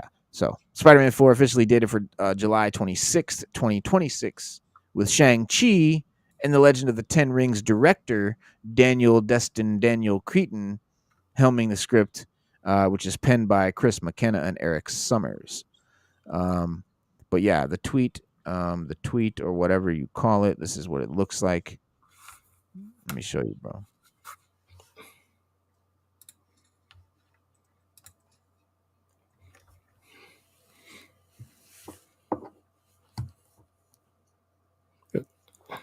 My God, I hate this thing. So there it is. That's what he's gonna look like. That's what he's gonna. Well, not necessarily. I Right. hope not, to be honest. But this is what the tweet says. The tweets. This is one of these scoopers that know what's going on. The insider guys. He said, Peter will, in big capital letters, have the black suit or the new suit in Spider-Man 4, and then there's a picture of him in this symbiotic suit. I'm not really mad at the way this looks. I like it a lot better than the Tobey Maguire one, which was just like the red suit but black. Which that's not, the black suit is not just his red and blue suit dark. It's a different suit. It's completely like one piece, all black. There's no belts and cuffs and wrists, and there's no features to it except for the big spider logo that goes across the front. That's it. Now, I see this image is kind of making him look how Venom looks in the Sony movies, which tracks because they did kind of link the two with that after credit scene with Venom, and so they did kind of link that universe. So we'll have to see. Hang on one sec. Yo, I'm live on the show. What's up? Yeah, the suit doesn't look bad. I actually, yeah, because they got to make it look organic, and that's yeah. But in the comics, it doesn't look that way. Back. I wish they would. That. As long as they can make it look cool, who cares? Yeah, that's all I care about. As long as it looks cool, as long as it is well written. Like, honestly, if it's written right, it doesn't fucking matter what it looks like. But yeah, it I hope that they just write a good story and it makes sense. Because again, MCU doesn't adapt comics. They use characters from comics and make movies out of it. Yes. The difference being, yeah, the movies are based on the character from comics, right? But like how a movie, when they adapt a book, it's adapted from that book, that story that the book in. They adapt that story into a movie. Adapting a comic would be the same way. If you took a graphic novel or a specific run, a comic run, from a certain author, a certain character in a certain universe or something like that, and adapted that storyline, that would be the same way they would adapt a novel, for example. Like, and then for series, you have the Harry Potter series, right? Each novel got its own movie. They didn't mix up shit from all the novels and put them in one movie. And they didn't like put shit from the last novel in the second movie. They didn't do that. They would never do that. But Marvel does that. Like the MCU does that. They'll put shit from the Golden Age and shit from the 90s in the same movie without thinking twice, because they can. They're just using their characters and everything that their characters have ever done in comics to make movies out of. That's very different than adapting a story. So that's why I think a lot of people get upset and say, oh, it's not comic accurate. It's not. It's character accurate. It's Marvel accurate. I mean, it's accurate to, that character's done that when he was, someone else or something like that, but that's fair game as far as they're concerned. But that's why it's totally up in there. We have no idea what this Spider-Man movie is going to be about. Could be literally about any fucking thing they want. Could have anything they want. Could have shit from any comic, from any era, anything. Yep. Marvel doesn't care. They don't do it like that. So we have no idea. And if it is the black suit, here's how the black suit story should go. In the Secret Wars movie, he should find the black suit in a machine that he finds on Battleworld that creates the suit, and the fucking alien symbiote gets in there. Like, that's how he gets the suit in the comics. You're doing a Secret Wars movie. Right. So you might as well do it. But Marvel ain't going to do it. We got to put out the Spider-Man 4 movie first, and we have to do that first, and so we have to do... Gunn wouldn't do that. Gunn would say, well, we're going to put out the movies in this order because that's the way it makes the most sense if you're adapting it from the comics. But Marvel just knows, we got to do a Spider-Man movie first, so let's do the Spider-Man movie. Fuck the story. That's irrelevant. Irrelevant. Yeah, they don't. They don't. But it's Hollywood not being smart. Like I always say, they're not that smart. So Yeah, yeah, and it would actually help the casual fans to understand it better. right. It would be so much better if they adapted particular comics because, like you said, yeah, fans would be able to casual people would get what they're looking at. They would understand how to read comics because, like, a lot of these people, they're fans of the movie and they want to go like, oh, I want to see that comic, or they suddenly want to go read Iron Man comics now because they love the Iron Man movie. Well, good luck. They got no clue where to start. What Iron Man comic do I pick up? Where do I start? Like, how do I start? Do I go read Iron Man #1? Okay, Iron Man #1, which volume? Mm, yeah, You know, yeah. So is it you've got Spider-Man, like, okay, which Spider do I read? Spider-Man #1? Okay, Spider-Man #1 what? Amazing Spider-Man #1? Web of Spider-Man #1? Spectacular Spider-Man #1? mm, Spider-Man #1? You don't you have to be specific, and Marvel doesn't make movies that way, so that's why people can't go run to the comics and see what they saw in the movie in the comics, or go read about that same character in the comics. That character doesn't exist in comics. right. I don't think Marvel cares. But then their explanation for it all we know is, oh, well, this is the MCU. This is the cinematic universe. So Yeah, it's different, but it's the same, but it's different. yeah. I mean, okay, then all right, then make what needs to be the same, and make what needs to be different, different. But like you said, don't tell the story backwards. Yeah. No. And but speaking of Spider-Man 4 too, they scrapped the whole Sinister Six thing. That's not happening. So if you were one like I was that was excited to see the Sinister Six finally happen, like they've been teasing it ever since Spider-Man movies were made. Nope. Yep. It's now reported that Spider-Man 4 will not feature the Sinister Six, as the characters were removed after rewrites of the script got underway. And if that's the case, it seemingly confirms the end of Sony's longtime plan to bring the Sinister Six to screen, even if they, and eventually, have them come face to face with at least one version of Spider-Man. So it also suggests that the new villain for the forthcoming film could be Mephisto. Also, finally, right? With a Hmm. with Ghost Rider to serve as a supporting hero to Black Suit Spidey, in the same way that Doctor Strange, Iron Man, and Happy Hogan, Nick Fury did in previous films in the MCU's franchise. So, kind of creating a new crew, which would be very cool and very comic book accurate. But needless to say, that would also make Spider-Man 4 a very different kind of movie, throwing Peter Parker and his supporting characters into a world of more supernatural stuff, which the last Spider-Man movie certainly didn't shy away from doing, anything supernatural. So that's cool. So the Marvel Comics answer to the devil, Mephisto, has been reoccurring presence in the pages of source material and also the rumor mill ever since the MCU began. Every fucking new movie was going to have Mephisto in it for a long time. Never happened. Now it might. So, he's yet to make the official debut in the MCU. And I think audiences have been anticipating his arrival in the franchise ever since, at least since WandaVision, seemingly made some references to him. But, it wasn't until the Agatha All Along spinoff that he was definitely name dropped officially for the first time. And so now he's expected to make a live action debut in Ironheart.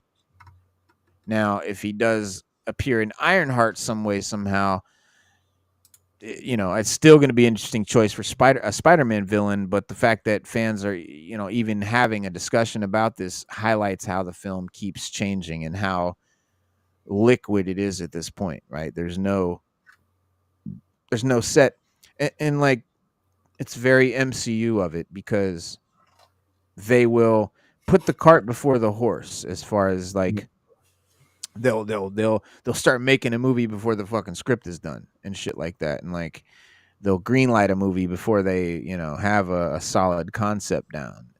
It's just, in my opinion, it just proves that they're more of like a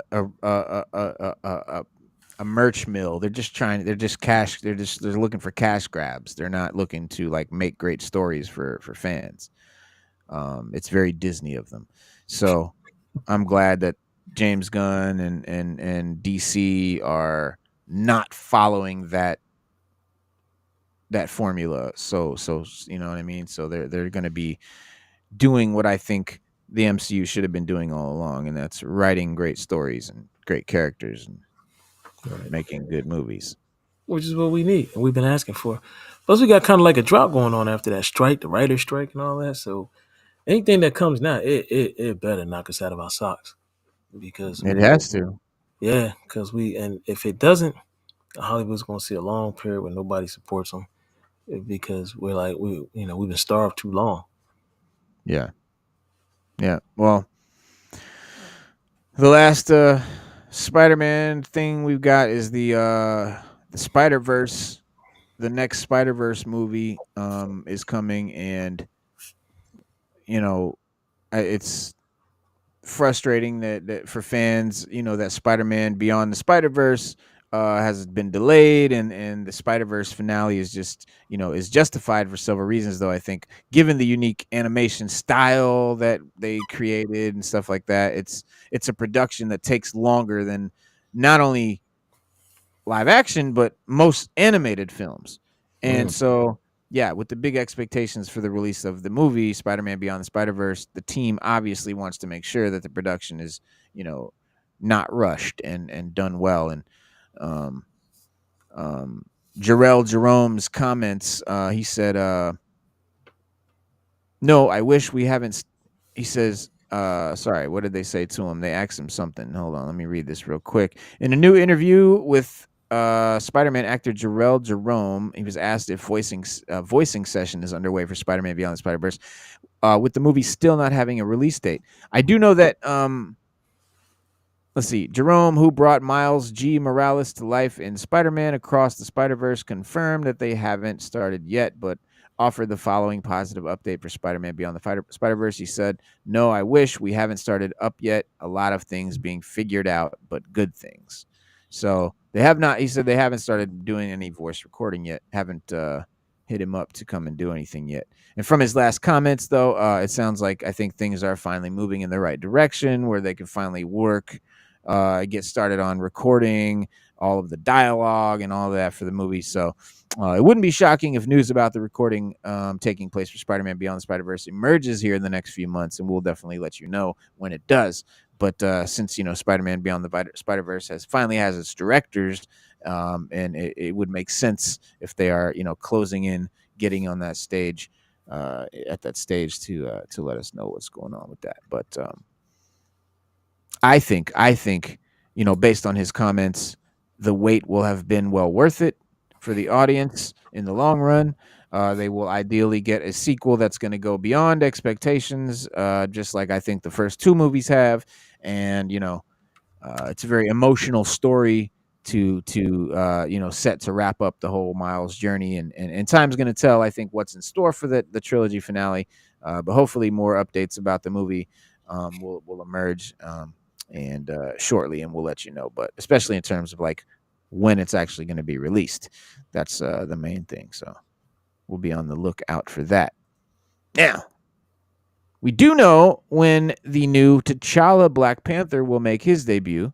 That's new info here. Now, Black Panther's dominated the headlines this week pretty much with all the news that they're recasting and looking for a new T'Challa. And with the prevailing theory being that the multiverse saga will somehow age up Black Panther, Wakanda Forever's Toussaint.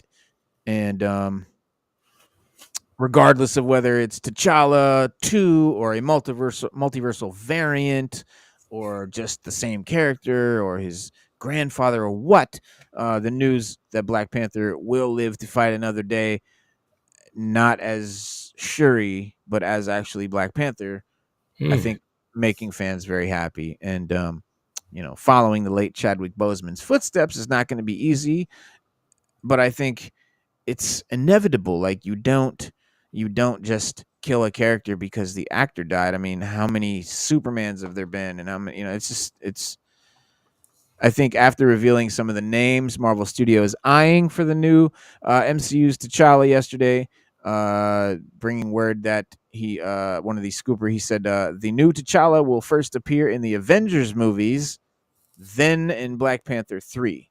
So as expected, there will likely be a multiversal element at play in some way, shape, or form, whether it's the future Toussaint or, Black Panther from an alternate reality or what. Avengers Secret Wars is rumored to reset, and establish the hero so that he can then do Black Panther 3. And I think it's also somewhat fitting that the Russo brothers are going to be the ones to introduce the new T'Challa in Avengers Doomsday, as it was 2016's Captain America Civil War that Chadwick Boseman did make his debut. It was not actually Black Panther 1, it was actually Civil War. Yes, it was. Yeah. Which was the Russo brothers. So, yeah, which was great. It was great. Well, they did it. Yeah, it was good. Yes. You know that show, what you call it? Snowfall? Yeah. Great show. So Damson Idris, the guy that plays the main character of Snowfall, is saying that he turned down the offer to play T'Challa.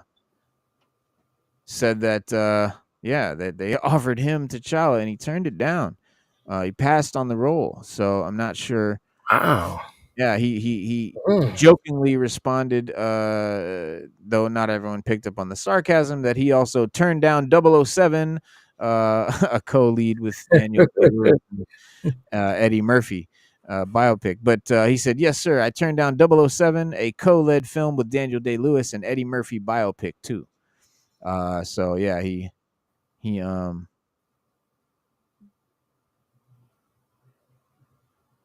reportedly turned down the role of Black Panther. I think he would have been perfect for it too. Yeah, I'm lit, bro. That's news to me. I'm kind of excited that they offer. I do wish they would have just went ahead with the original Black Panther script and just gave us Black Panther 2 the way it was supposed to be given to us. I mean, it would. I think it would have had a lot more positive impact on the future of the movie franchise rather than the lackluster. I mean, it did good, but not as well as the first one. And I think that's where Disney's trying to find that magic with it again. And it's a simple fix. Recast T'Challa. That's it. Yeah. Well, according to the scoopers that know in the know, they think that there's a what do you call it? Particular like couple of actors, I guess, that they feel these three actors are going to be. One of these three actors is going to be T'Challa. But who they're naming as those three, I will tell you right now because I don't even know.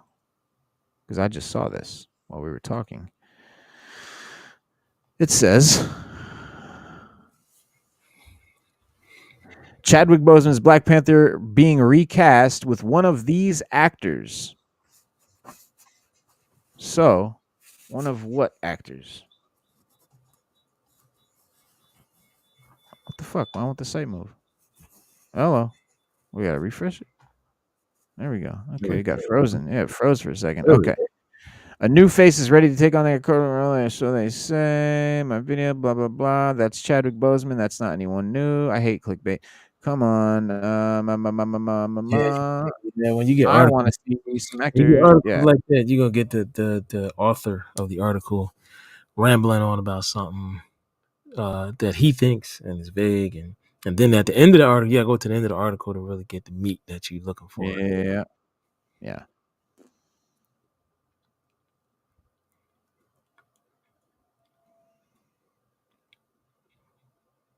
I mean, who they make Black Panther? I wouldn't care. One of these actors.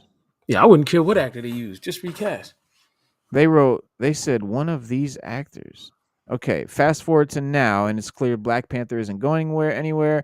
Marvel Studios President Kevin Feige, 3 is in development with Nate Moore producing. New reports suggest that T'Challa's ship journey, Jeff Snyder, blah, blah, blah, blah, blah. Dog, you have not said anything about what actors, you fucking liar. This show would allow a new actor to embody, blah, blah, blah. Now, a new report has listed the 3 actors who said they would be lined up for the studio for the role, according to the time. Blah, blah, blah. Some of the actors Marvel Studios is considering are. Look at how far we are down the script. Look how far we are down the fucking. This is where the bar is. This is how far we are down the article when he finally is listing the names. John David Washington, Kelvin Harrison Jr., and Aaron Pierre. Well, I'll tell you right now, it's not Aaron fucking Pierre because we already fucking know that he's playing the Green Lantern. Yeah. No way they're gonna make Black Panther and Green Lantern the same dude. No way. Kelvin Harrison, I don't know, and David Washington, John David Washington, rather. We know who that is. Hang on, let's see if we get some photos. Here we go. So that's Aaron Pierre. We know it's not gonna be him. He's fucking Green Lantern. This is John David Washington over here on the far left, and this fanciful, fruity-looking motherfucker in the middle is Kelvin Harrison Jr. Kelvin Harrison Jr. Remember he played in Lucy. He was in that. In what? Lucy. You ever see Lucy? Lucy? Oh yeah, I saw Lucy. Yeah, he was in Monster. He was in a couple movies. Well, this guy here, he's from He did a lot of voice acting. He did. He was one of the voice actors in Mufasa. Yeah. Oh, that's this Denzel's son right here. I think they should get Denzel's son to play. He would be a good Black Panther. Yeah, he'd be a good Black Panther. The dude that played in Tenet, the dude on the left here, yeah, I think he would be a good Black Panther. Yeah, the dude in the middle, no, I don't know. And then Aaron Pierre, no, fuck no, hell no, hell no, bro. Yeah. But definitely this dude here on the left. I mean, yeah, dog, come on. Black Panther is not a light-skinned brother. Come on now, let's be honest. Nah, he definitely ain't. Killmonger, you could get away with that with, but not yeah, Black maybe, yeah. Yeah, not Black Panther. Yeah, he said, usually I would not like to continue. He said, what?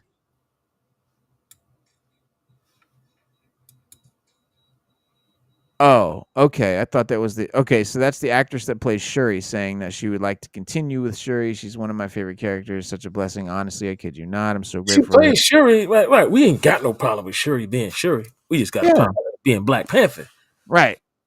We got a problem with her being the main character of a Black Panther movie and saying that she's the new Black Panther and there's no T'Challa. Why? Because the actor that played him died? Like, no. Fuck no. No, this is the way to go. It's got to be Denzel's son. It's got to be David Washington. Forget about it. It's got to be David Washington. That's my vote. Yeah. Out of those 3 anyway. Yeah, I would take David Washington. I'm not gonna lie. I would like to see him do it. I think he would do a good job. But yeah, it's up to the powers that be in Hollywood. So, and they're not that smart. So we're gonna see. Whoever they pick, I guarantee we're gonna have some controversy with it. We also got these great posters now. So I'm not a fan of the Hulk having the actor who plays him's face exactly like Vincent D'Onofrio, like the fucking yoga Hulk. Not Vincent D'Onofrio. Mark Ruffalo. It just looks like Mark Ruffalo with green.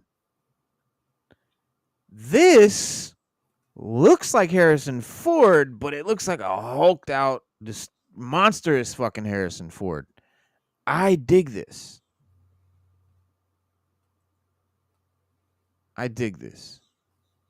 That looks good to me. What do you think? Stu? Yeah. Nah, I like that? Yeah, I ain't got no problem with it. I want to see more up close pictures, like, you know what I mean, or see it in action, but it makes sense. Yeah, well, this is the poster here, so I like that poster. It's pretty good. It definitely shows how imposing he is in front of.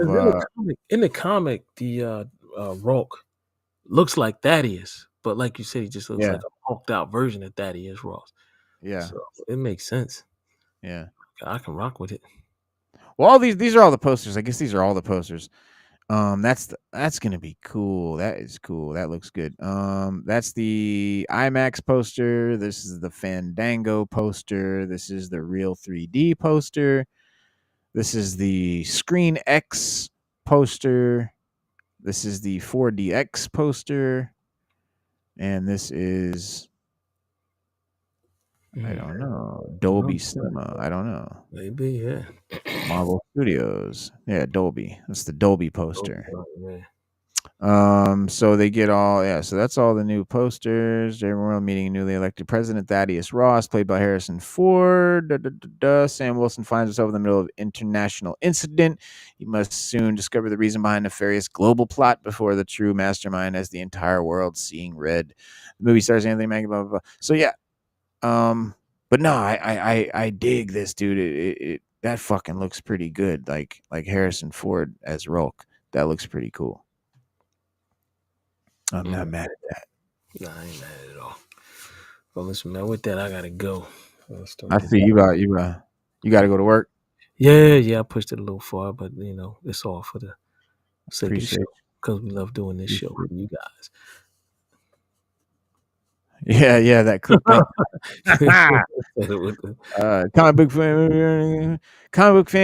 Comic book movie fans aren't necessarily comic book fans. Oh boy, don't we know it. We want T'Challa, not the bastard child.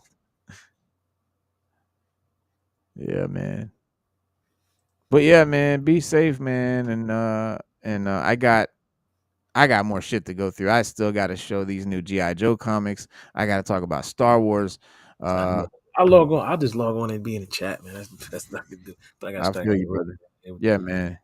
All right, man. I'll catch you guys Wednesday. Absolutely. All right, peace. Peace, man. Be safe. Before we but speaking of Black Panther, man, Uma Thurman, the Kill Bill star, thanks to her roles in Quentin Tarantino films like Pulp Fiction and Kill Bill, Uma Thurman is definitely a Hollywood icon, and she's no stranger to blockbusters or comic book movies and playing, she's Poison Ivy and Batman and Robin back in the day. So, but could there be a MCU role for Uma? And there's no word on who the studio is eyeing for her.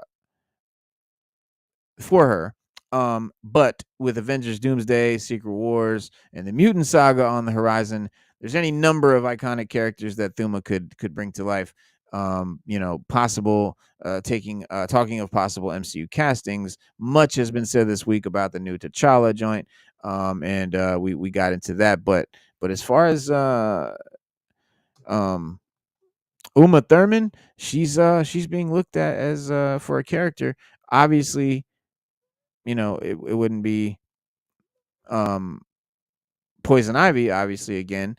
So, but she's definitely shown interest in doing a Marvel movie. So, but that's interesting. I think Uma Thurman. Haven't seen her in a long time, and would be interesting to see what they do with her. But apparently, she's coming to the MCU in some format, way, shape, or form or other. Daredevil. Hang on 1 second, real quick. Raw Talk's trying to get up in here. Raw Talk, salute. What's good? Yo, what's going on, man? A new platform. Yeah, it's a bitch. I tell you, I'm not a fan. Yeah, man. I was trying earlier, then I had to dip out, and then I come back, and then I finally got through. Got through, yeah. Yeah. Pain in the ass. Yeah, Pain in the ass it is. But yeah, man, welcome to the show, man. Kind of relieving Stu Dog, as it were, because he just took off, but we still got mad show left to go. okay. Yeah. Daredevil show coming out, and the MCU version might be adapting an actual story, an actual Daredevil comic. Okay. And I'm pretty sure that they're adapting one of the cool versions or runs, the from the comics. And I've been quasi fan of Daredevil. One of my first comic collections I owned. I had, when I was a little kid, I had a few Daredevil books in there, and I just always thought he was a cool character. Um, but Mark Waid's run on the character is phenomenal. Read through that a few years after when I was like in college or something, but when the Netflix series launched in 2015, I went and started to get back into like reading some of the Daredevil runs and stuff like that, and keeping up with the ongoing Daredevil comics and stuff like that. But needless to say, I've read a few stories with Daredevil. Man, I've read a lot of the Chip Zdarsky run and stuff like that. And especially after watching this new trailer, now I'm pretty sure that they're adapting one of my favorite storylines. The In the preview, we have Vincent D'Onofrio's Wilson Fisk, aka Kingpin, asks Charlie Cox why he stopped being a vigilante, and Matt responds, "A line was crossed." And while Matt doesn't provide any further context, Wilson says that he said, hard to come to terms with the violent nature. And now Matt obviously hasn't had a problem with violence in the past, since the whole point of being Daredevil is so he can fight crime when he's not, seeking justice in the courts. And so what kind of line would be crossed, would be so extreme for him to, hang up the mantle? Easy. He killed someone. And something he swore numerous times in the original Daredevil TV show that he wouldn't do. And now let's assume, for this, that this is the case. I don't think that Matt deliberately killed anyone, as he would, even do that. He wouldn't even do that to Wilson Fisk in Daredevil season 3, in the finale, after all that he'd done. So rather, I think that it was an accidental killing, which leads me, crossing my fingers, that Daredevil Born Again is adapting a key plot point from Chip Zdarsky's comic book run. Okay. Easily my favorite Daredevil comic. It's just really good. Like, even if you're not a fan of Daredevil, if you've never read a Daredevil comic, if you've never liked Daredevil as a character, I implore you to read. If you read comics, read Chip Zdarsky's run. It's I haven't read all the Daredevil stuff, but it's got to be one of the best. It's fucking phenomenal. Just great literature, man. It's just such a good read. And in that run, early on in this period of Daredevil's printed page history, Matt unintentionally killed a thief, and he felt so guilty about this that he not only gave up being a superhero for a while, he even agreed to go to prison for the crime, and he actually goes to prison. Didn't the guy had a bad heart or something? He almost beat him. He beat him, and he had a bad heart. Something like yeah, something like that. He accidentally kills him, like beats him, but the guy had a condition or some shit. And and so he agrees to go to prison for his crime, provided that he never had to reveal his true identity. That was his deal. And so a lot of evidence, I think, supports this theory, this Zdarsky theory. Obviously, I don't expect Daredevil Born Again to do a deep dive adaptation of Zdarsky's run. As I've said many times, and probably 10 times during this very show, Marvel does not really adapt comics. They definitely don't. Yeah. They don't loyally or faithfully adapt any particular comic run. They'll probably mix Chip Zdarsky with Frank Miller's version and stuff. They'll mix it up a bit. Yeah. Exactly. And which is fine, but what I mean when I say that, I think they're adapting this story, like, I mean parts, and like, they're taking stuff from this story. It's fun to guess what comics, the MCU is gonna touch on, because they like I said, they'll put 15 comics in one story without thinking twice. So they don't have any problem just like taking shit from other. I mean, look what they're doing. Fantastic Four. They're taking a female Silver Surfer who was out of one story from a offshoot universe that was not even the main universe, and in that story she wasn't the only Silver Surfer. She was the twin Silver Surfer with Norrin Rad, the real Silver Surfer, who asked Galactus to let his wife come and be the Silver Surfer with him so that they could live together. And so, like, as they called them, the twin surfers, they were like combined as one on one board. Well, Marvel's taking that one female Silver Surfer character out of that story and putting it in their Fantastic Four movie. I don't call that comic adaptation just because, oh, there happens to be a female Silver Surfer in some comic somewhere. That's not adapting a comic. That's taking a character from a story and putting it in another story. But you know, like we said on the last broadcast, they're creating their own version, their own universe, and that's how they that's do what it. the MCU. It's the MCU Marvel universe. It's the MCU verse. You know, Right. I get that. Yeah, But yeah. like, if you're gonna do that, then create your own shit. Don't take. Well- They're really making a collage yeah. of existing stories. That's not creating a new universe. It's That's like just making a collage of existing universes. it's like they took the what if and expanded it. You know, what if Daredevil Sort of. was Wolverine, or what if this Sort one of. was that? So Yeah.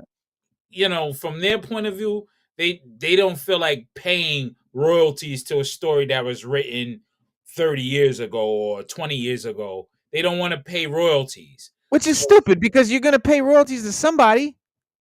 Yeah, but they rather pay to Disney or whatever. They don't want to pay to the existing estates or what have you. So they switch it up, just like the costumes. They switch everything up so there won't be a real likeness. It'll be a likeness in color, but yeah, it's a way that they do it so they can free up themselves from any.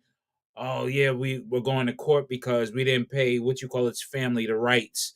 which is stupid because you could just pay the fucker. You pay him. It's you have the money. Like, and I'm glad DC isn't taking that stance. I'm glad DC is just gonna go ahead and adapt the story. Yeah, and because you can, like, that excuse is tired, bro. I hear that shit all the time. It's like you can't tell me that you can't pay these people a couple of dollars. Like, and who do you have to pay? Like, it's just you're adapting one story. So let's say you did adapt the Chip Zdarsky run.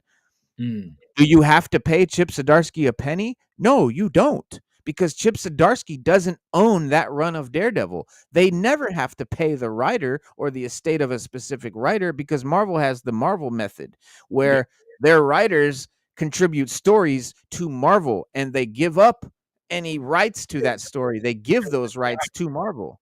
It's just work for hire, 1099, basically. Right. Yeah. Right.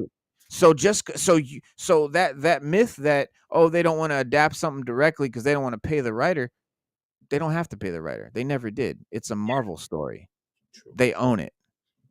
They're choosing to do it this way because their thought process on it wasn't just wrong. Their thought process originally, like you said, yeah, they're creating something new, but they feel like this. We have this huge toy box of Marvel to play with. We can do anything we want. And so we're going to make this Iron Man trilogy and look at all the stuff that Iron Man's ever done in Marvel. We have all that we can touch on. We can use all that stuff. Ooh, great. We have all this stuff to use. But what they didn't think about is what happens when you use up that stuff. And what happens when you take something from this story and something from that story and something from that story and that story and that story, and you put it in one story and you make all these shit. Well, now you can't adapt any of those stories because you use shit from all of them. So now you run out of shit to do, and now you get superhero fatigue. And all you can ever do is like the origin movies and shit like that. And then you just, so like, I get their what they thought in the beginning was, oh, it's great. We can use all this stuff. And look, fans of Iron Man, they want to see the stuff Iron Man did in the Golden Age, and they want to see recent stuff. They want to see all their favorite Iron Man stuff in the Iron Man movie. Which, because in the beginning they didn't know any better, and that seemed like the right thing to do. And I think people would have thought it was the right thing to do. And I think at the time I would have been like, yeah, you guys can use anything Iron Man's ever done. You're Marvel, you own it. So put it all in the movie. So not thinking. I'm sorry. Go ahead. No, I was gonna say, not thinking about the fact that, you know, if you just adapted the run where Iron Man was an alcoholic, for example. That's one Iron Man story. Run too. You could make 50 other Iron Man movies out of the 50 other Iron Man stories. Yeah. But if you take something out of all 50 and put it in one movie, now you tainted all those 50 stories and you can't use them ever again. But What that's if- what I was just I was gonna say, what if they're just thinking in a way where in the beginning they didn't think it was gonna get this far? Maybe they right. said, "Oh, we're gonna put it all together because we don't we're just testing it." I mean, we had to run with Blade, the X-Men and stuff. Maybe this MCU is not gonna pop off the way it did, and then They never could have they never could have anticipated it was going to be as big as it got. and so now they had to do all the fuck shit they did. Excuse my Yeah. French. You know, it's just one of those things where they're operating with a corporate mindset, not a fan, not even a real creative mind. Creative. Yeah. They're dealing with corporate numbers. Whoa, we didn't know this was going to do these numbers, so they kept replicating the formula. Yeah. That's why each story you seen was basically the same damn story every time. The big bad want to take over the universe. Even though that's like what it is in the comics, but it was more stretched out, different variations, different. They just change the character and make the same movie. Yeah, I mean the comics have that, but they have more backstories and more side stories in the comics. Yeah, It made it more interesting. Where in the movies, you only have 2 hours, max 3 hours to get in a full story. Mm-hmm. And then they said, well, we'll stretch it out. But now with stretching it out, you got to fill in the gaps. You got to create all this stuff now. Yeah. You know, Yeah. and they have fatigue. It's their creative fatigue based on a corporate mindset. Yeah. You know? Yeah. And I mean, you know, you do have like but a good example of this is the Echo show, the Echo series did its own thing with the Mayor Fisk storyline. Yeah. And that was its own thing. And now this new show is going to have the Mayor Fisk storyline. And that Mayor Fisk storyline coming from that Chip Zdarsky comic run. And it's like, you know, it does add to my well, the Mayor Fisk storyline first was in a Charles Soule Daredevil comic. That's where it first was kind of explored. And so they're using stuff from all these different runs and putting them together. But I should also note that, you know, in addition to my speculation, there's also the confirmed fact that Jeremy Earl is playing Cole North, which is a NYPD officer who's serving on Fisk's anti-vigilante task force. In the comics, Cole was introduced during Zdarsky's run as the detective who investigated the homicide Daredevil committed.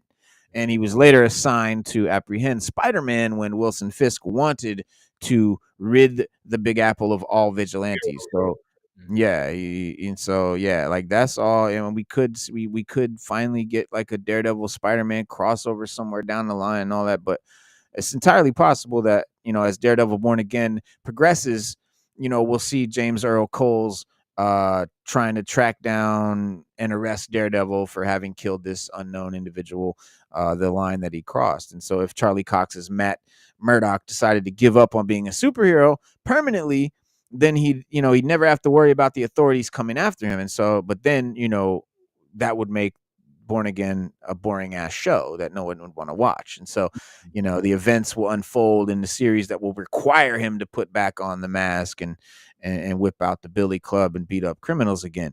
So, you know, and what would those events be? Obviously, there's Wilson Fisk wielding more power than I think, you know, Daredevil ever wants him to ever have. And, you know, now he's the mayor of New York, and we know he won't be up to any good. He's not going to be like changing for the better. And so additionally, there's also the return of John Barenthal's Benjamin Poindexter, who officially becomes Bullseye. Yeah. And so, so that's happening. We saw him. Yeah. And then John Barenthal being the Punisher. Oh, man, that's he's made for the role, in my opinion. He's my Punisher. Besides Dolph Lundgren, you know, I love the old movies. Yeah, but I like Ray Stevenson. I think Ray Stevenson was great. He was. I think even what's his name? Jan Thomas Yeah, Jane. Thomas Tom, Jane. He he, he wasn't bad. he wasn't bad at all. I mean, I Yeah. like because Different versions. yeah, and Yeah. then the Punisher character is a very Right. sturdy character, man, a very hardcore, you know, down to earth, grounded character where you Right. know his motivations. You Right. understand why he's motivated to do what he does. There's no Right. question what he might do is what he's Yeah. going to do. He's You not know what he's gonna do. yeah, he's not gonna question why am I doing. No, he's like, no, I'm full on. So Yeah. that's the thing that would add that Daredevil coming out of exile or retirement, exile or retirement is Yeah. this guy he's picking up where I left off, but he's just really killing everybody. He just don't care. Right. He's just going Right. hard. He's like that's his philosophy. If you're evil, you need to go. Right. Yeah. If you kill people, you're evil. Yeah. Where Not Daredevil, Matt Murdock, you should be tried and judged. You right. know what I mean? Right. Right. And Punisher's like, fuck that. Yeah, These punish. criminals get away too easy from the judges. The Yeah. judges don't be getting them, so I got to get them. That's how he think. Yep. And shoot.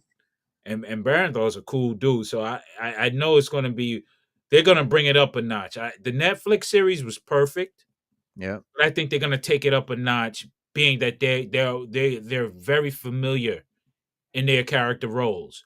They Yeah. definitely bring that, and then since they're using the same Yeah. people from the Netflix series, I believe it's gonna be outstanding. Yeah, no, it looks phenomenal, dog. It really does. And oh shit, did I lose? Did I lose? Uh-oh, what happened to my camera?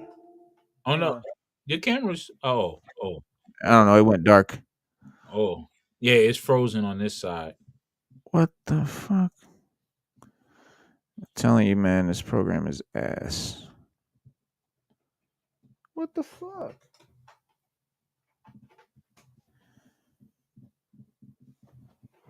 Come on, man. Wow. It's really wild, dog. What made you switch over? They had a better pricing. It wasn't me. It wasn't my. It wasn't my choice. Oh, okay. I got a big group of podcasters, and we all chip in on the program that we use. Okay. Understand. Yeah. So I'm hoping that everyone's having as much trouble with it as I am, so we all choose and vote to go back to StreamYard because this is booty. Yeah. I really don't know what the fuck's going on. My camera's fucking totally right here. It's totally hooked up. It's plugged in. Maybe you have to go back into the settings part of the program and re-enable it or whatever. Now your mic is off. Yeah, I can't hear you, bro. So yeah, going back into the program and then click on the you might have to click on those things again. Yeah, I can hear you now. Now you're muted again. Yeah. And near you it says offline. Yeah. So is there a thing in on the board that says you can get back online with the monitor? Oh wow.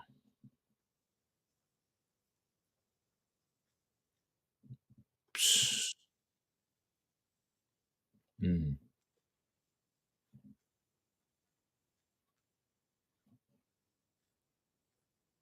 Yeah.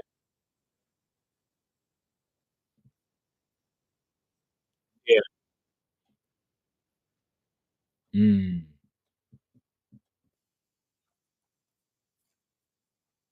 Yeah. That's wild. Yeah, man. When I seen it, I was like, hold up, this is a whole new thing, and everything is like Mixoplick world is on the other side. Like your everything that we were having is on the right, now it's on the left. Like Bizarro World, fucking StreamYard, Yard Stream, or some shit like that.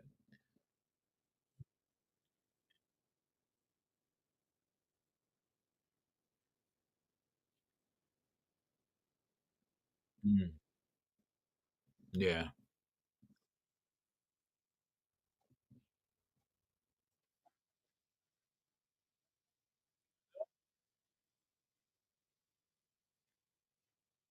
Mm.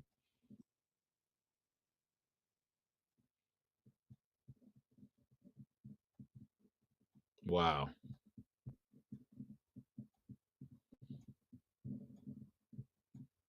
Now I can't hear you now. Can't hear you.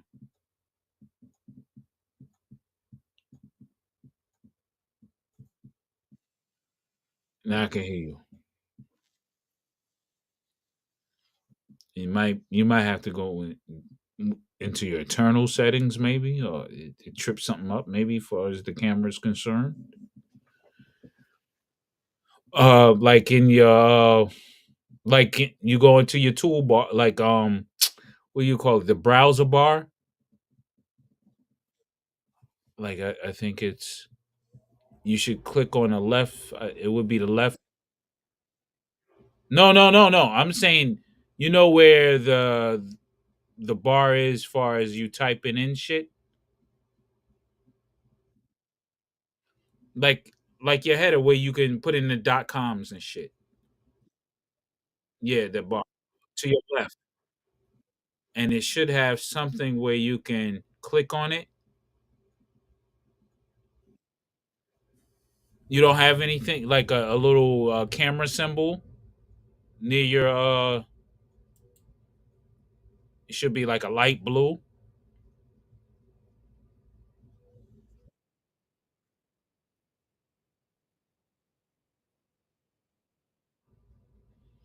Yeah, yeah, like right.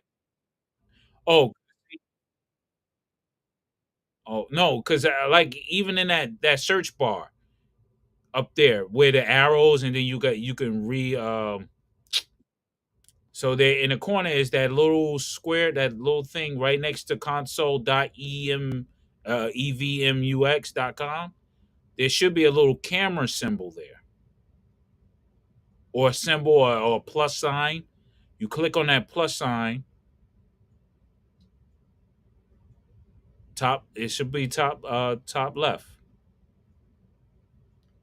and it should have the camera permissions and shit like that when you click on it. Let me show you. I'm gonna text you right quick so you can see. Um, uh, I want you to see this real quick.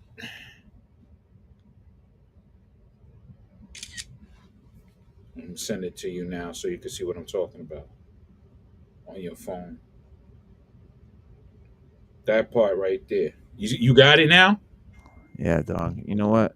Yeah, That this was is that, this that. this will be the last time we ever do a show on this program. I promise you. So, the guys, don't worry. This will be the last time we ever deal with this nonsense. Yeah.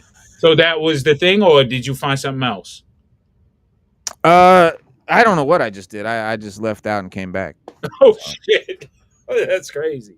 yeah, Yeah, it's. because I I had mean, sent you a screenshot of what I was talking about. I think I know what you're talking about, but it's not on mine. Because I even looked at a thing here and it was saying like, oh, it says the camera. Click the little camera icon in the top, like where you were showing me. There's Yeah. nothing there. Oh There's shit. nothing there but a star. That's the only thing right there. There's a star. There's no camera. There's no mic. There's no Oh, icons. Nothing in my shit. you're And talking I'm about on the right Chrome. or the left side? Either side.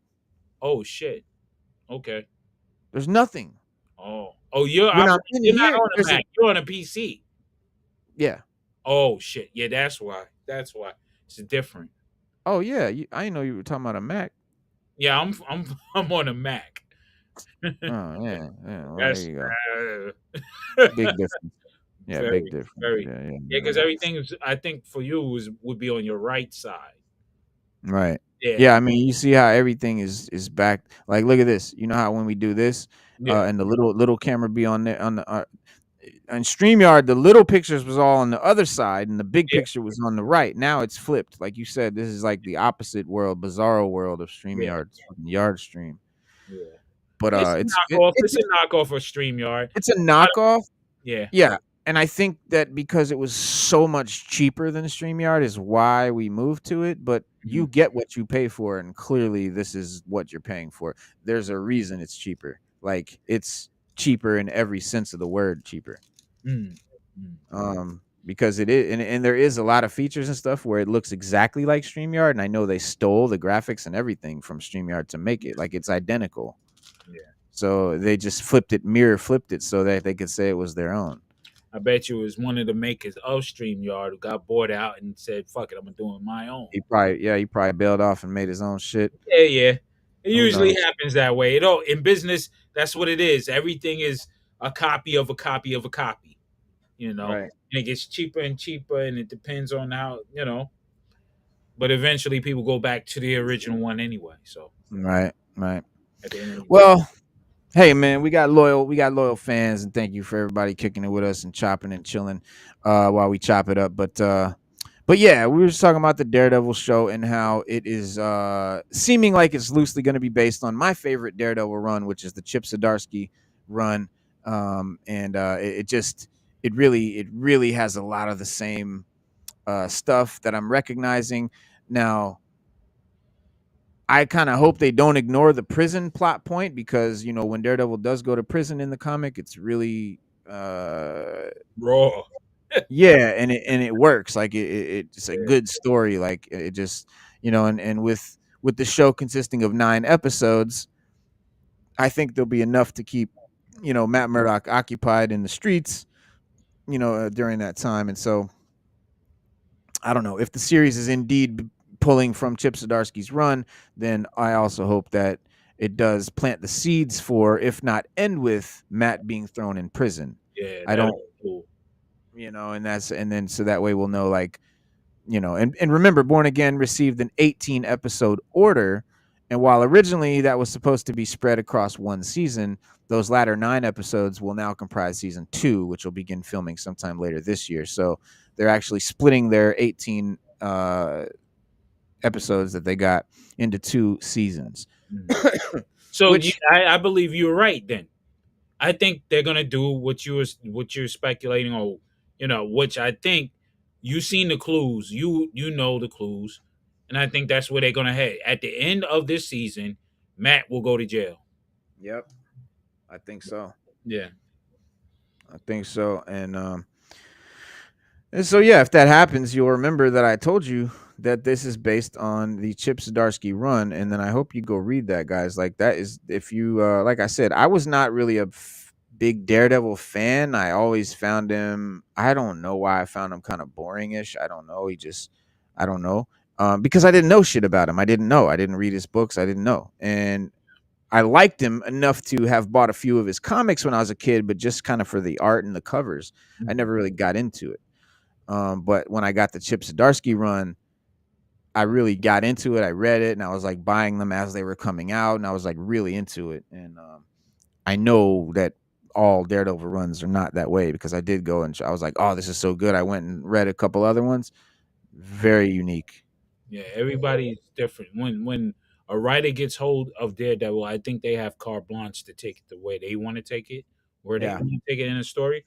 So that's why you get so different extremes. You get the pacifist Daredevil, then you get the more extreme Daredevil. Yep. You know what I mean? Catholic Daredevil. Yeah. The dark side of his spirituality and dealing with demons in his head. You know, you get all that craziness. Yeah, man. Yeah, Daredevil's a really good character that is really underrated, and a lot of people just don't know how cool that the books can get. They just think, oh, he's this blind dude that like jumps off buildings. No, it's dope. Like, it's deep. It goes deep.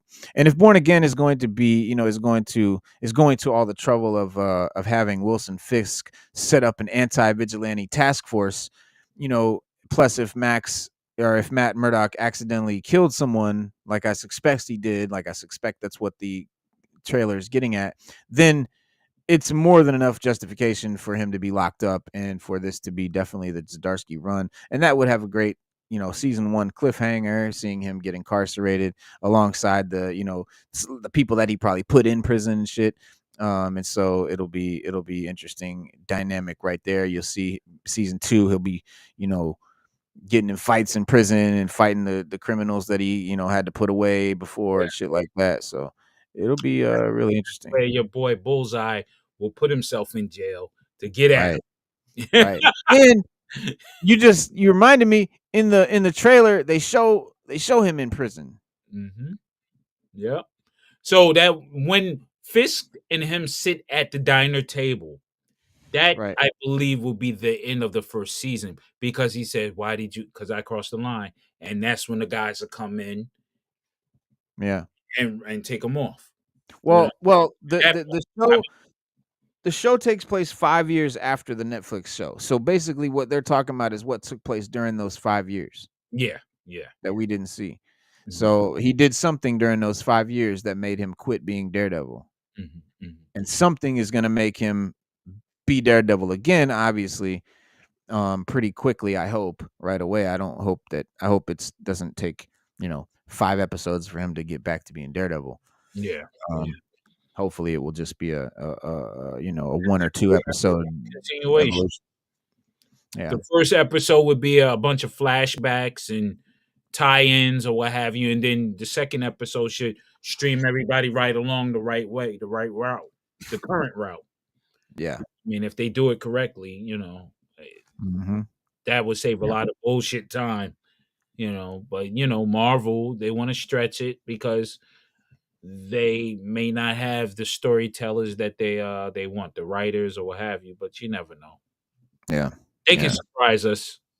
I mean, they did it great with Netflix, so they got the same team. So I would expect more from this team since they have a great track record. You know what I mean?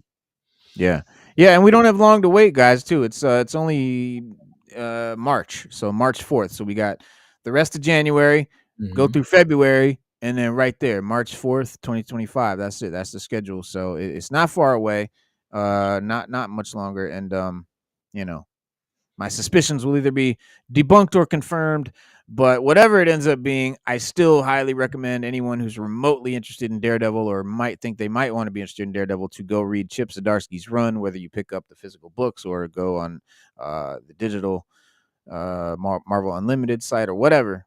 Check it out. It's really, really good, and you'll kind of know what the Daredevil show is getting at. And so it's now season 2, they're already again talking about season 2 beginning filming right away here. They're Charlie Cox said, it's been so many years since we released any Daredevil content. I'm really excited about it. By the time we release Born Again on March 4th, we'll already be shooting the season 2. So it's just a gift that keeps on giving, really. End quote. And Born Again is, serves as a revival of Daredevil, which originally streamed on Netflix between 2015 and 2018. Yeah. Although that show was slated to have more seasons, it was ultimately canceled for whatever reasons. Recalling his sentiments after he learned about the cancellation, Charlie Cox, that plays Daredevil, said, "I suddenly had a breaking up period, a mourning period. We thought we were going to do a season 4, and then that didn't happen." He said, getting the phone call was like, "We're done. It's finished. It felt like a breakup, a little bit kind of in a weird way." End quote. I imagine being a part of those shows, like being a part of a big movie franchise. It's like a chunk of a person's life, and then when that shit ends, bro, it's like losing a family and shit. If you've ever done a play, if you've ever been in a play, anybody watching right, if you've been in a play or something like that, which I've done plays, I was like performer in a medieval jousting chess match, fucking medieval fair show. Like I've done a couple things where like it was like a recurring show that we were putting on, and like when you come to the end of that show, people are tearing up and fucking hugging, and like you feel like you're losing a family member. It's crazy. And so I can only imagine, like a trilogy, like a Lord of the Rings or something like that. Like that's a huge gap, like Game of Thrones, like especially like a 10 season show or something like that, bro. Kids grow up on them shows. On them sets, families grow together. Come of age and all of that. Yeah. You know, you got people coming to family members coming to the set. You got Thanksgivings, you got Christmases. Everybody knows everybody first name and things of that nature. Yeah. It's weird. It's just like sitcoms. Sitcoms, Yep. that's taxing, man. Yeah. Shoot, you on, let's say something like the Jeffersons, or not even the Jeffersons. Let's say All in the Family, all Right. different sitcoms. I mean, even the sitcoms of the daytime shows like uh what is it All My Children and stuff like Oh that. yeah. Yeah. Yo, Yeah. Yeah.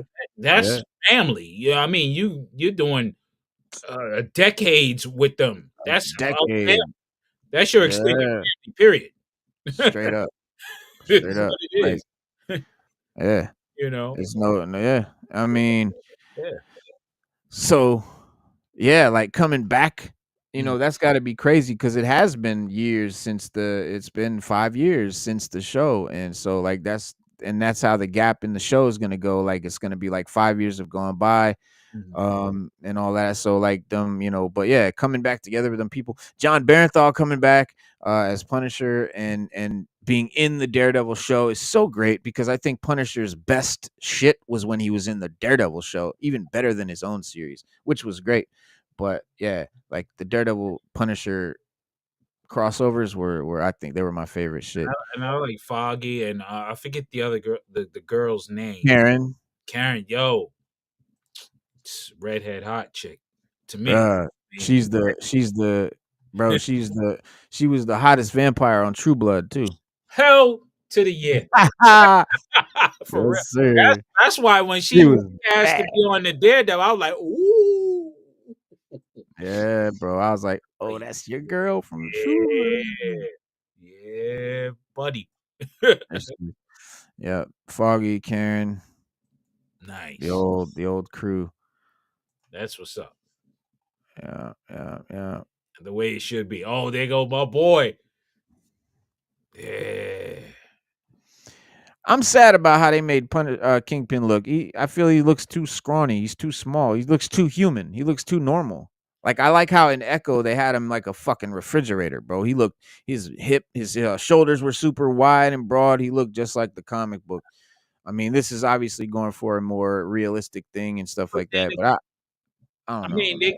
they could have put a bodysuit on him, Little but shoulder pad, something.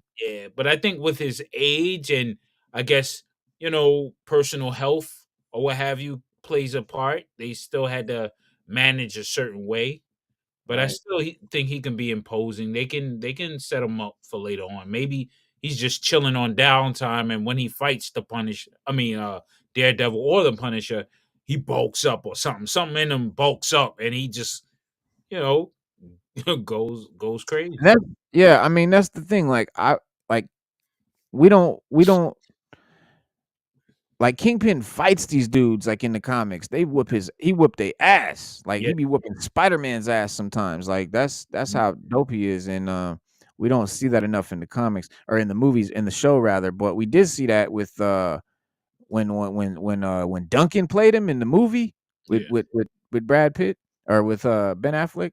Ben Affleck. Yeah, Yeah, he was real physical in that. hell yeah. Um, but I want to see him, like you said, I want to see him fight these dudes, and I don't think we're gonna see this Kingpin fight Daredevil. I think that's what Bullseye is for and shit like that. I don't think he's Man, gonna physically fight him. did any because I know you got side characters like Tombstone, the Rose. You got who else is in that mafia type class? You have Hammerhead yeah, or flat or Hammerhead, fucking yeah, Jigsaw. I mean, yeah, yeah, so those guys can come out the woodwork as hired hitmen for the Kingpin, so he won't have to lift a finger. You know what I mean? He right. hires these dudes to go after him. Yeah. Mm-hmm. So Mm-hmm. Well, the other character that's in there is Muse. okay, He's the one that looks like Rorschach, and then they have White Tiger. okay. So Oh, we saw White Tiger. the White Tiger Clan. You don't remember? I Hold on. remember them. I remember White No, Tiger. I mean from the hold on. I mean from the trailer. Let me show you. I didn't see the trailer. I'm going off of. Oh, Nah, I never seen the trailer. Oh, meant to see it, but I got too busy. well, look, this is from the trailer. Okay, You got from the the different, yeah, you got the gray one all the way on the left, the silver gray one that's from like the Spider-Man. It was from a Spider-Man cartoon. That's the one I know that one from. Obviously the burgundy ones, and then there's the all black one and the gold one too. yeah. The gold one from but this is that's Muse looking like Rorschach. Yeah. That's Muse, and Muse is like, but that's like blood dripping, and Muse is like a dope character that we have never seen. And then you got that's Punisher. This is White Tiger right here. Yeah, the White Tiger. I know about White Tiger, but there's a Yeah. clan of White Tigers. Oh, okay. They all carry the same medallion. Oh, okay. It goes back with Shang-Chi. Mm. So maybe they can incorporate Shang-Chi in this. Maybe. That would, yeah. Mix with them too during this time Yeah. dealing with the hand. Yeah. You know what I'm saying? Yep. The hand, Yeah, the hand. Yeah, the hand. Yeah, the hand, yeah. The foot is the turtles. The foot, yeah. The foot is the turtles, but the hand. The foot is the hand, and the hand is Marvel, yeah, and the foot is the turtle. Yeah.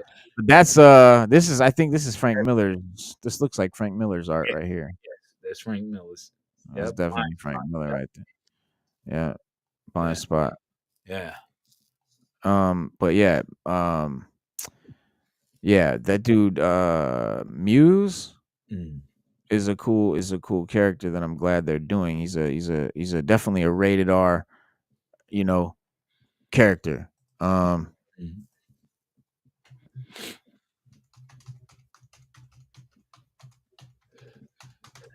Excuse me.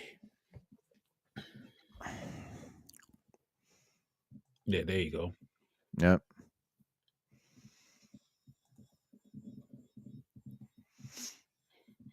And if I'm not mistaken, that looks like the Chip Zdarsky run. That cover, like one of the cool covers. But history says Muse is a mysterious, deranged artist whose gruesome work of art was discovered after he anonymously sent the vigilante Blind Spot the address of the warehouse in Washington Heights, where he had planted it. This work consisted of a painted mural with blood from over 100 different missing people. Some weeks later, he defaced the mural and replaced it, most of it, with the phrase, "You're only as good as your last performance," followed by a new address that directed the police to a vacant building. Inside of the floors, Muse had planted the corpses of 6 Inhumans that he had previously abducted, posing them with props as if they were performing mundane tasks. ADA Matt Murdock, who was one of the people who discovered Muse's second artwork, since Muse's presence in the distance, witnessing the people unveiled the new work for the first time, and he left the scene to change into his Daredevil suit and confront the villain. However, Muse drove him off using a dummy grenade and made his escape. But nah, he this is too long of a fucking drawn out story. Let me see if they got a Wikipedia on him. I just want to show you. I just want to tell you what his powers are like. There we go. His body acts like a vortex, which can absorb any kind of sensory information that surrounds him, making Muse incredibly hard to track, even when Daredevil with Daredevil struggling to target him. Muse's superhuman speed also helps this. When he is able to move faster than what the human eye can track, allowing him to remain out of sight. He has a level of superhuman strength that is far beyond the average human, proved by his ability to swiftly lift and move many dead bodies. Muse is also very agile and may potentially be able to climb walls akin to Spider-Man. He has been able to quickly paint giant murals of various superheroes across the entire facades of buildings, and he's also a skilled hand-to-hand combatant, being able to take down even the most skilled soldier or vigilante. Just a serial killer with hella fucking powers. Like, yo, I already see the game. Oh, this is gonna be crazy. Yeah, bro. That's why the Punisher's in it. The Right. Punisher's pursuing this guy. Yeah. He's been pursuing him. Yeah. And he's going crazy because they can't catch the guy. Yeah.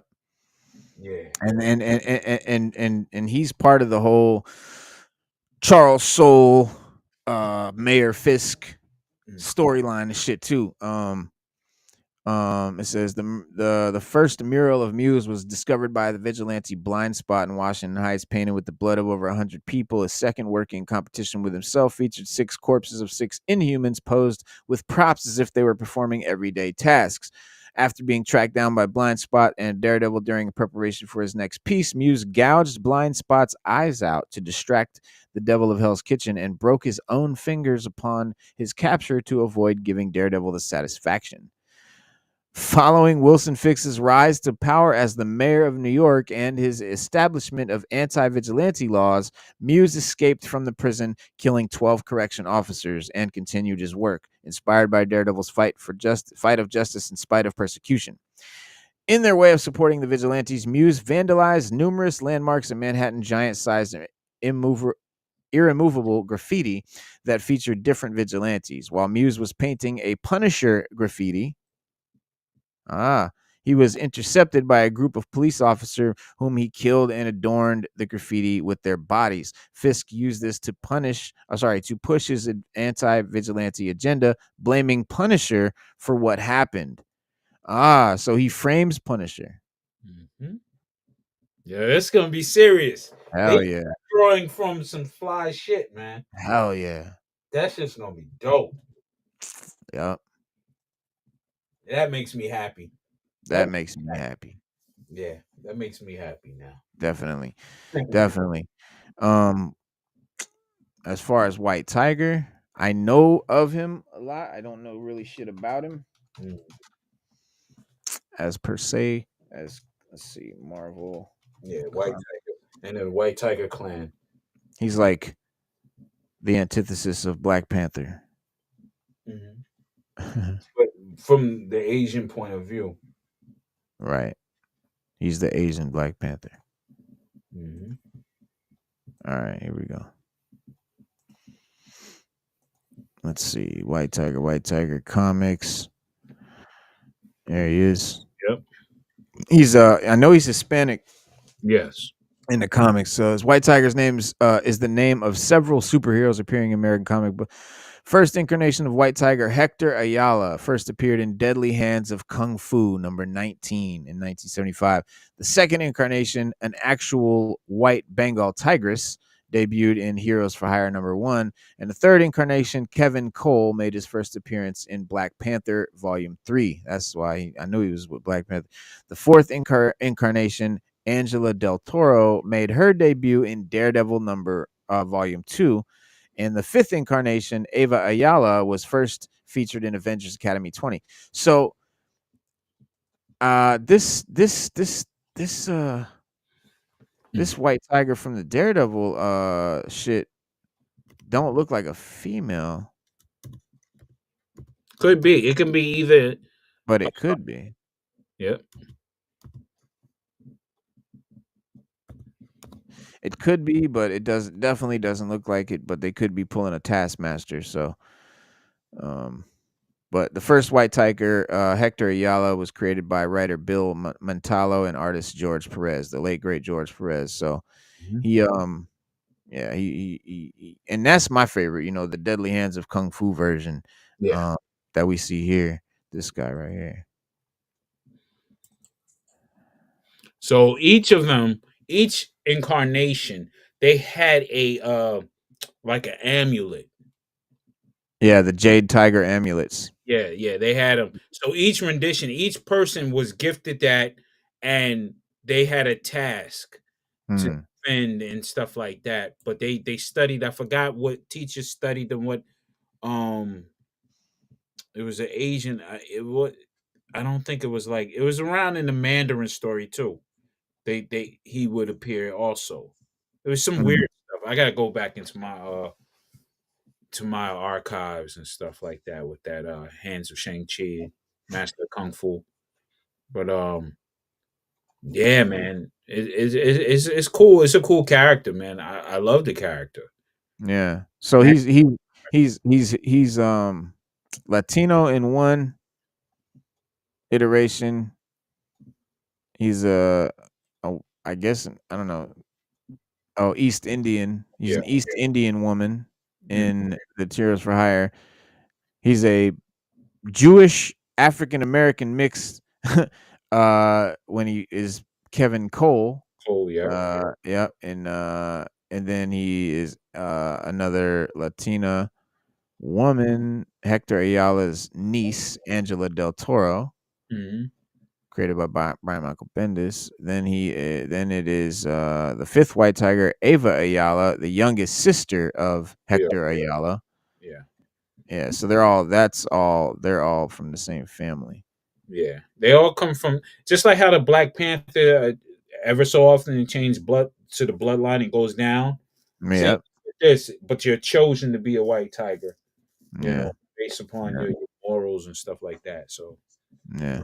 yeah, it's gonna be interesting. The white tiger's in it. I thought the white tiger showed itself in the Daredevil series, actually. Hmm. Um, actually, I think it's the Defenders. Remember when all the Netflix group came together? Then in Yeah.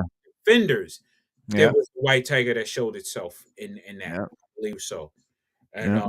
if everybody go back and watch that before March 4th, then you'll understand when the white tiger pops up. It's always been around during that Yep. time. Yeah, Yeah. yeah. Hmm. Sure, they should have Luke Cage pop up and Danny Rand.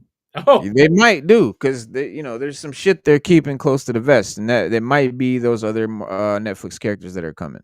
yeah, So we will see. they're the best, man. That was I even like the Danny Rand. It's just me. I Yeah, I just wasn't mad at that. not mad at all. It was perfect for me. You know, even when they showed the old costume in a flashback, that was pretty dope. Yeah, absolutely. Yeah. My phone just died. Oh, But yeah, they're doing this. X-Men said to have actual interest. Sorry, X-Men. Marvel said to have actual interest in enlisting Cynthia Erivo to play Storm. yeah. I'm And not mad at it. I mean, the other girl from the what was it? We talked about that the last time. yeah, yeah. I know what you're talking about. Yeah, Yeah, she was definitely dope. But I mean, yeah, I don't mind it, man. I mean, as long as she ain't crazy light skin, I mean, yeah. Halle Berry, yeah, the Halle Berry type. Nah, she definitely gotta be from the African Queen, yeah, goddess. have that goddess role. She is a goddess actually. So Right. so I and always saw her as more of an elder she's too. worshipped because in the X-Men Yeah. comics she was worshipped. So she's Yeah. Oh yeah. a goddess. Yeah, like a god. She was, Yeah, as a god. yeah. So, and I always saw her as more of an elder. Anyway, Mm-hmm. I always saw her as more of an elder. And I mean, she was the leader of the X-Men for a time. So I mean, like, yeah, I mean, she was always to me. I never saw her as like a rogue. Like she was never, she was definitely an Main elder to me. player. Yeah, she's definitely a main player. Yeah. So I Like mean, a mentor to the younger characters, though. I felt like, yeah. I always felt she was like an older one, and so I think this version, this actress rather, I think she definitely could. Is there another dream role out there that She definitely gives me like a vibe of like an older. you want to Yeah. manifest right now? I really want to play Storm. I know it sounds frivolous, but I think we haven't uncovered how grand she is and all of that inner turmoil that she has. So I think there's a world in which we could, I don't know. I mean, she's right about that. I mean, Yeah, she had conflict within herself because she's an emotion. She's the embodiment of Mother Nature in a sense. So yeah, she controls the weather.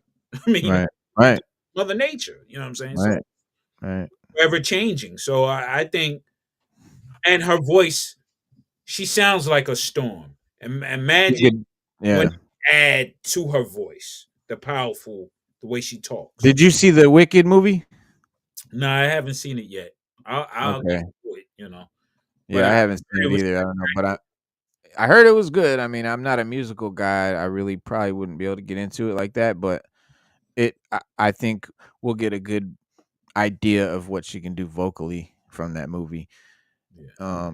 It says during an interview with it, Kevin Feige said It is extremely emotional on a personal level to have done a movie with Hugh after 25 years and me being a small part of that first X-Men movie.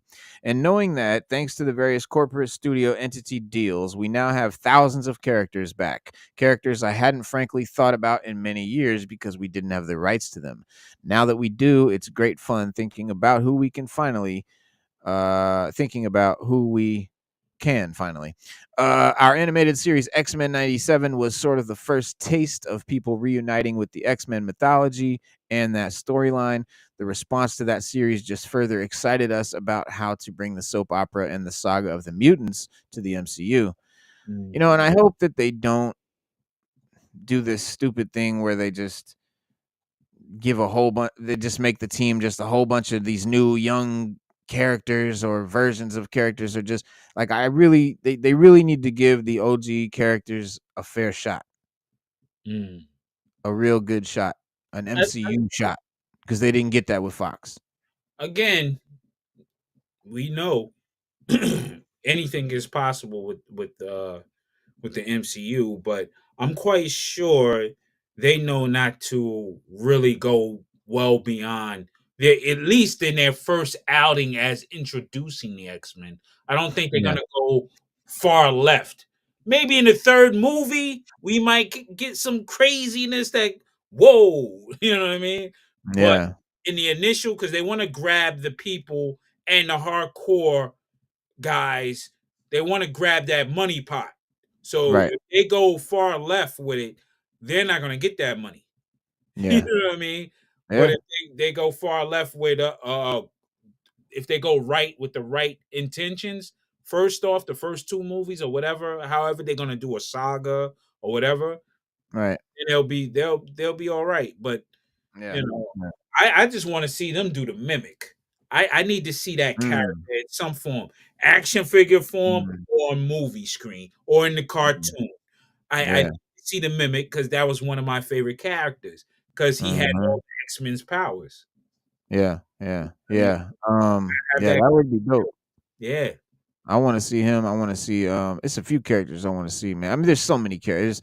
Bro, like you said, thousands. There's so many mutants, man. And yeah. you know, people just think of the core, you know, Cyclops, Gambit, Storm, Rogue, Jean Grey, Wolverine, Beast, but you know, there's fucking Kid Omega. There's all these just random people. I mean, they haven't even dove in it. Really, they didn't really give Bishop a fair shot, in my opinion. I don't think Cable's gotten a fair shake. We haven't even seen Forge really. Like that whole futuristic side. Like there's so many characters, bro, that never got a shot. Oh, shoot, Sunfire, Sunfire, bro. There's so many, dog. man. You know, Yeah, I need man. to see him. I need to see who else I need to see out of there. I There's need too many, dog. I don't even. well, multiple man we seen, but not We need some facts. more Nightcrawler.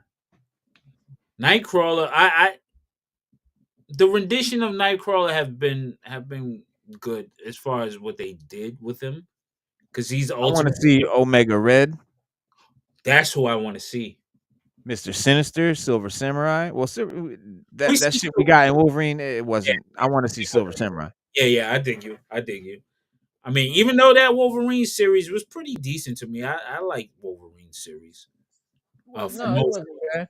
Yeah, it was decent. And like you know what, I really dug that fucking the movie everyone hated, the Wolverine X-Men Origins Wolverine.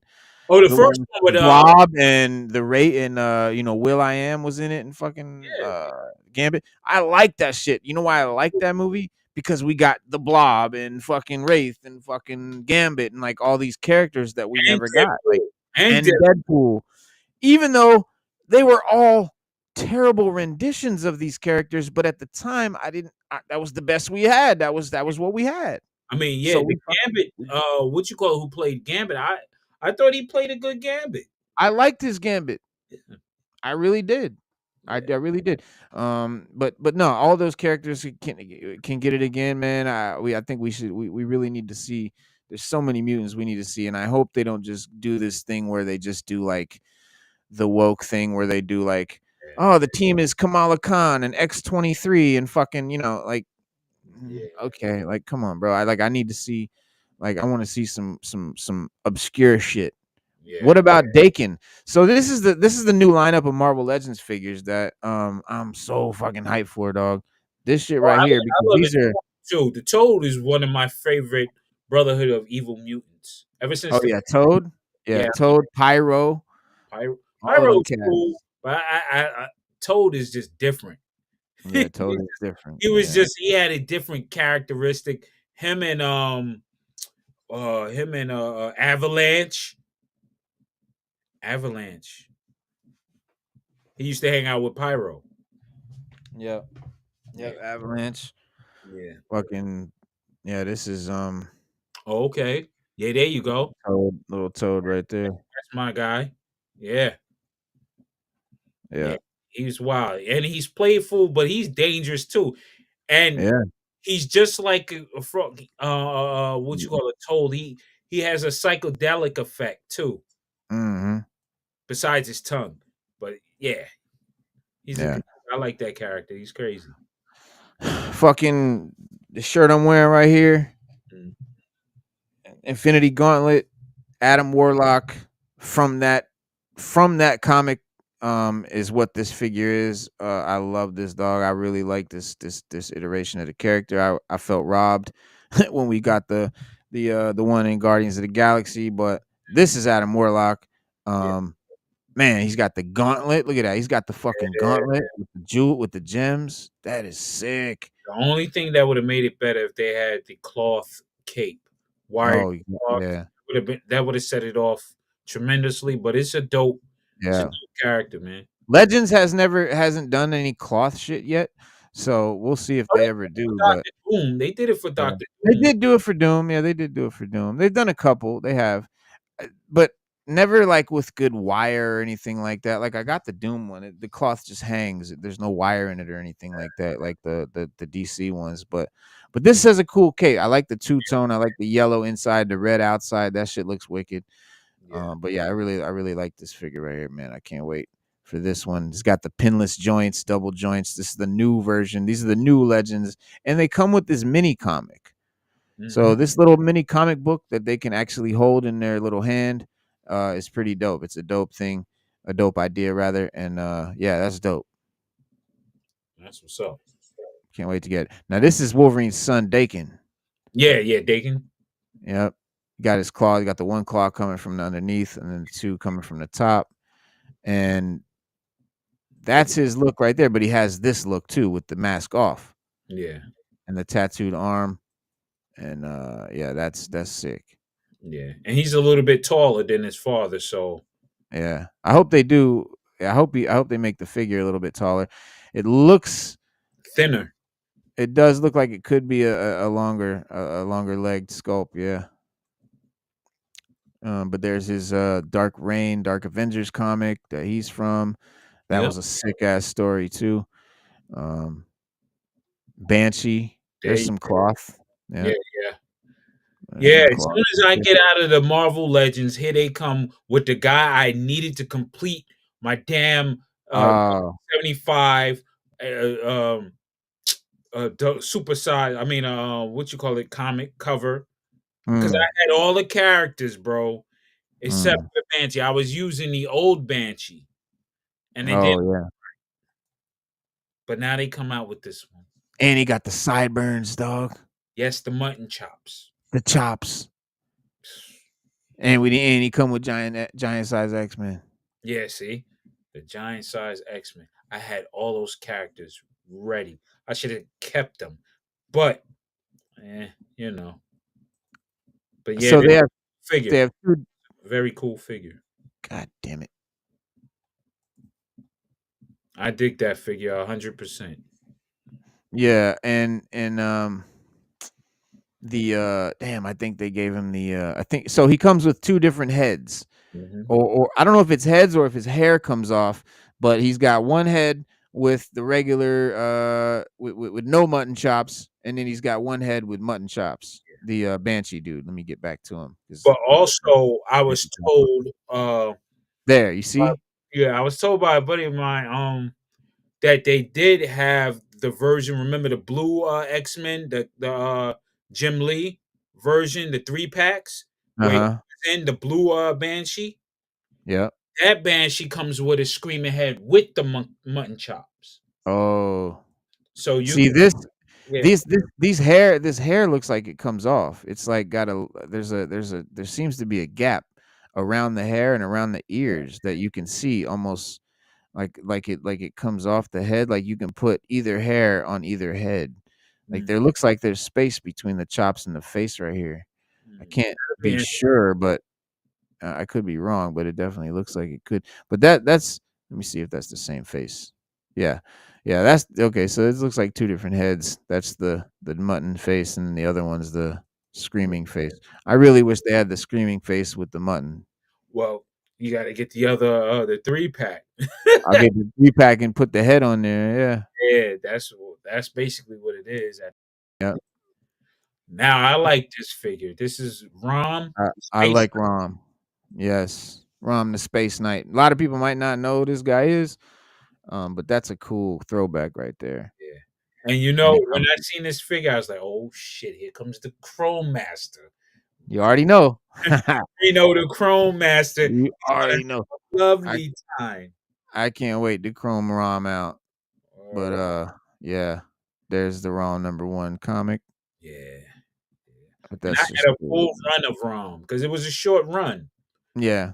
you know. But I had all the comics, bro. Oh wow. Yeah, I sold them all, man. So everything that I sold, they're coming out with Marvel Legends. Yeah. Yeah. Pretty much.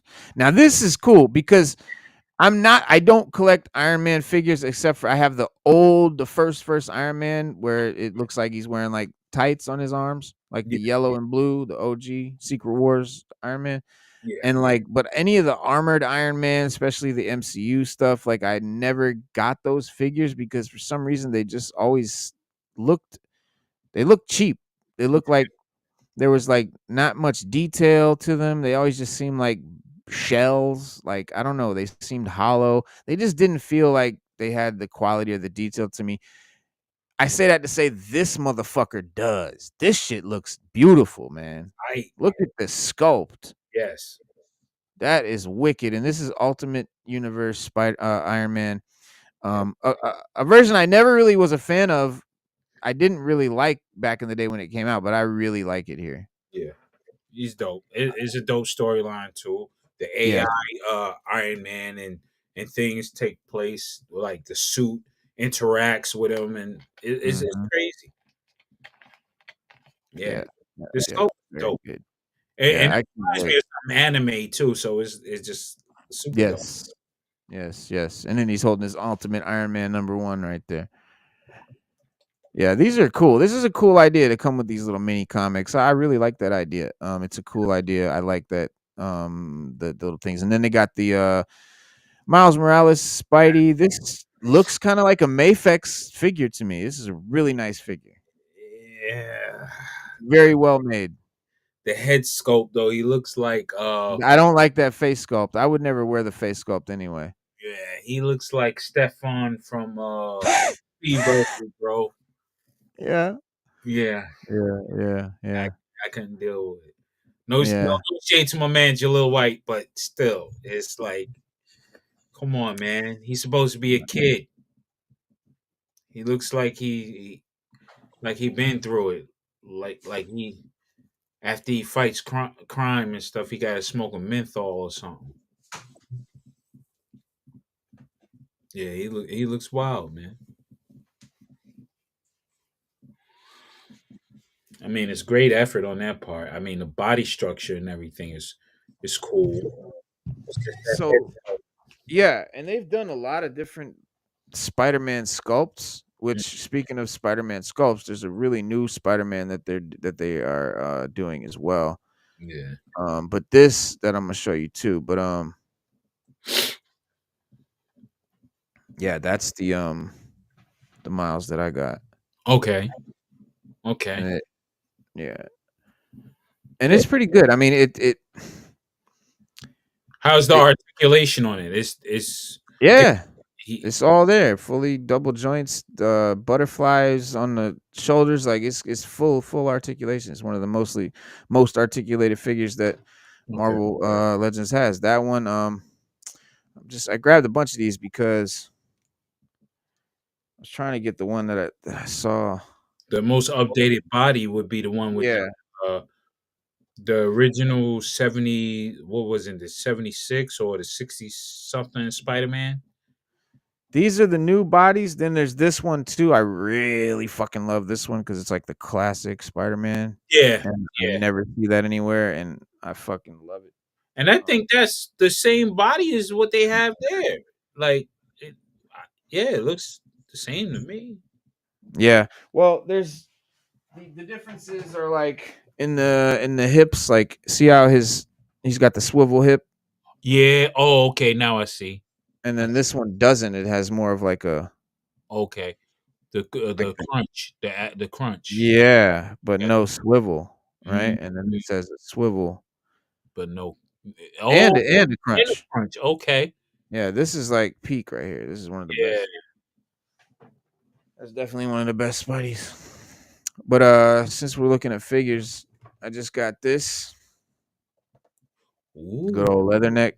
leather neck. Yep, and then Okay. Saw Viper as well, Oh shit. who I've already chromed out. I knew that. Yeah.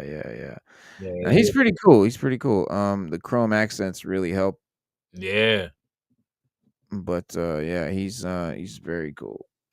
He's not a character that I really recognize or remember from, because like I said, like I was into GI Joe until like 89, mostly really 88, and then like a little bit of 89. That's it. Like 90, I was totally out of it. Didn't even Yeah. know So it because Viper was a murderer. and I say what? In the comic books, he murdered a lot of the GI Joe guys. Oh, really? Saw Viper? Yeah, Saw Viper was one of the ones who I think he kills Doc, Quick Kick, some other What? characters. What, in the comic? Yeah, in the comics, yeah. In Oh the shit! original Marvel run. Yeah, that Marvel run is hardcore. It ain't Damn. the cartoon Yeah. at all. Nah, hell no. Dudes get murdered. The only thing that keeps me from really reading GI Joe is the fucking. It's so heavy. There's so much text. Like Larry Hama, it's Yeah, so text heavy, dude. It's so text. There's so much to read. it's beautiful though. It's I mean, great. I love the But information. I've hesitated. That's why I've hesitated because, like, okay, I'm not ready to read that much yet right now, but I have so many stacks of books I got to get through. But I just bought the Larry Hama first 50 issues Yeah, the compendium. compilation compendium thing. Yeah. Mm. Well, yeah. Man, Leatherneck is a really good looking figure. He's got two-tone blade, with the silver blade and the black handle. He's got a two-tone backpack there. I didn't Nice, like nice, the nice. camo, how they do it. Look how his pad, Ah, that pad print. Look at it. Look at the yeah. side. Where's the cam? The camo supposed to go all around the BDU. Yeah, Look, his sides are completely green.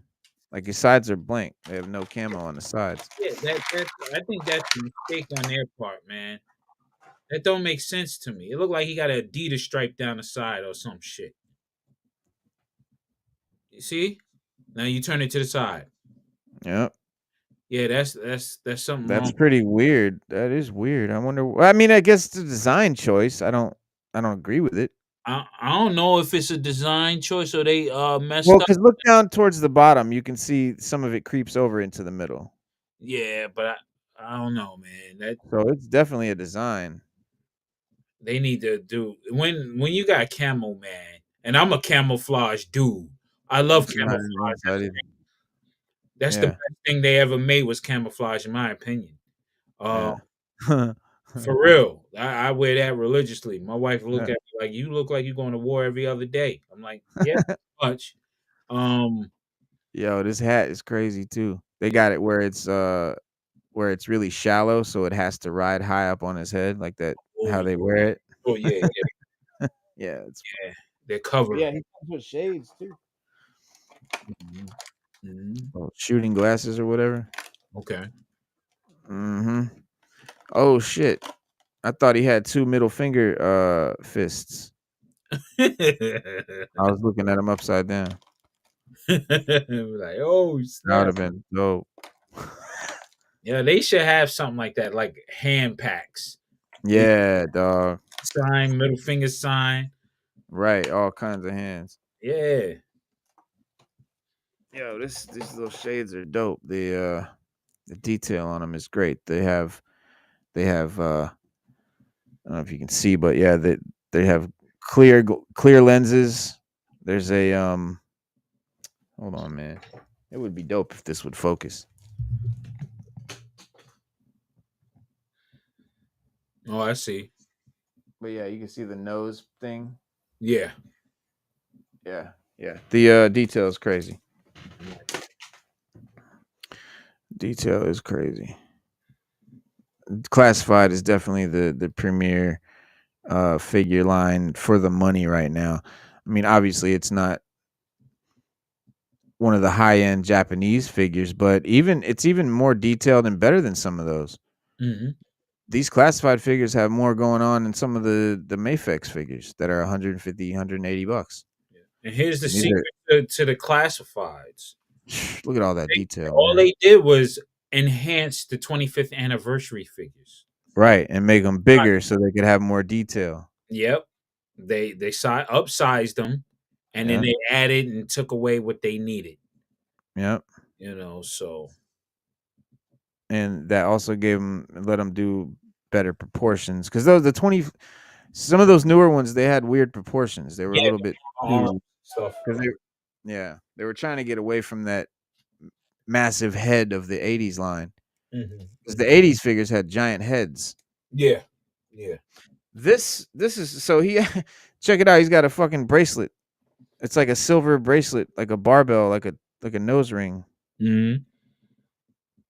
Yeah. Like a piercing. Attention thing, like. Hold on.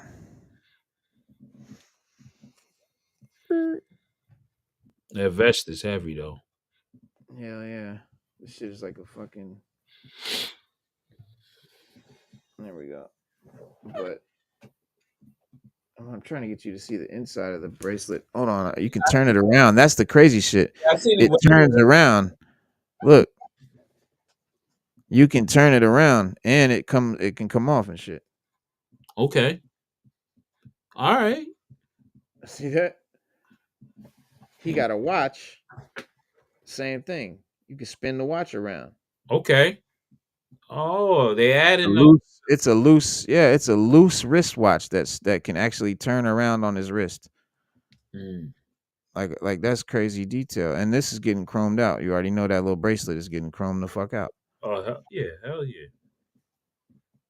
But that is a nice figure. I am fucking impressed. I am impressed. And then it has a two-tone blade, which that's significant because usually a knife is just going to be solid black or whatever. It's serrated. Yeah. I mean, color-wise, like it'll just be all black. Okay. Like here, let me take out Saw Viper's knife.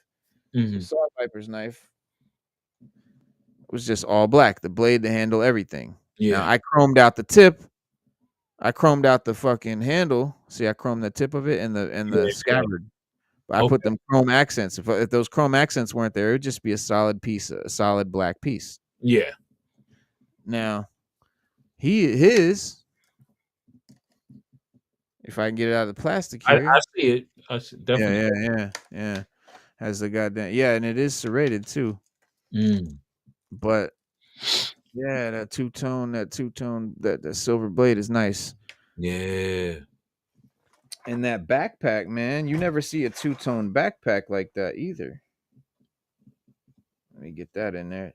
Slide the knife right up in the vest right there. Nice. And then his backpack. His backpack has the fucking sleeping bag on top, rolled up in green with the brown straps. That is super nice. I already know the buckles is gonna catch the chrome. The buckles is gonna catch the chrome. Yeah, of course. Of course. I don't want to I'm not gonna do a lot of chrome on him though, because he's leatherneck and he's green, and he's like, Yeah. fucking Marine. He's hiding in the forest. He can't be too shiny. But there's definitely a lot of little accents and details on back there. The canteen and little buckles and snaps and yeah, buckle that's definitely gonna get chromed out for fun. But all in all, man, good looking figure. Where's his gun? Where's his gun? Where's his gun? Why does he have? Okay, I knew he had a sidearm. He has a great rifle. It's not reused. His rifle has not been used by any other character. I don't think. You can correct me if I'm wrong. Here's his pistol. This is a new pistol too, and it's got one of those laser sights that you look through on the top. Yeah. Okay. That goes there in his little side holster. Fits in neatly. Over here, he's got a walkie-talkie and some sort of a cord here. I don't know what it does. A little chain deal, a little cord or whatever. Walkie-talkie with an antenna. But yeah, this is his rifle here. This reminds me of Arnold Schwarzenegger in Predator, where he's got the M60 rocket launcher on the bottom of the M16. Loom. Boom. Booms. Yeah. Yeah. Hollow pop. Hollow yeah. pops. And dude look crazy with the porn stash. Yeah, the Magnum PI.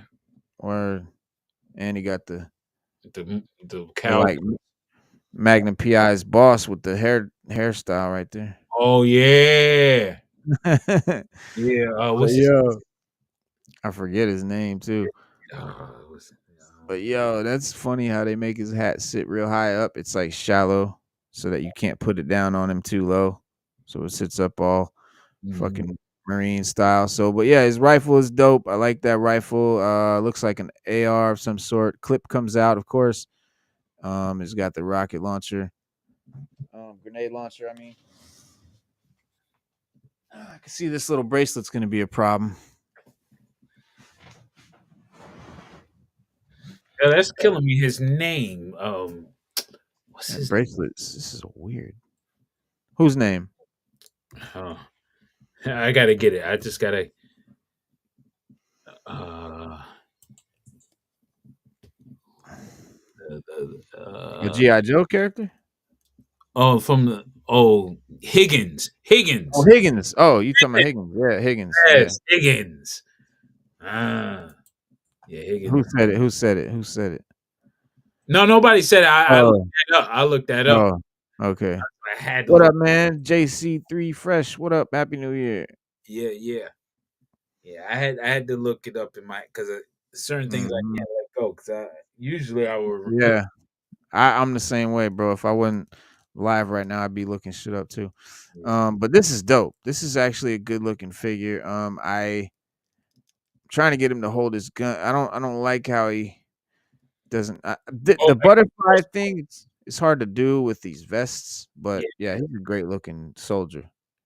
Yeah, definitely fits with the army style of G.I. Joe. That watch is nice. It's got a digital face. You can see the digital numbers on it. Ooh, okay. And it actually spins around. Like I said, it's actually loose. This wrist thing falls right off the little bracelet. I'm not sure what's up with this silver bracelet thing. Is that a thing that he does that he has? But a lot of people would have that type of jewelry for tension, and like even if they had like looks like a barbell, like carpal tunnel or whatever. It balances the hand. It steadies the hand. Some people use it for that. But like, why this figure? Why? Let's say if he's a marksman, and he's handling his gun, and he want to steady a certain type of weight on. It could be, what I mean? Yeah, like a shooter thing. Yeah, it could be. Yeah. Saw Viper chromed out. Yeah. Saw Viper look crazy. Oh yeah. Oh, speaking of Saw Viper.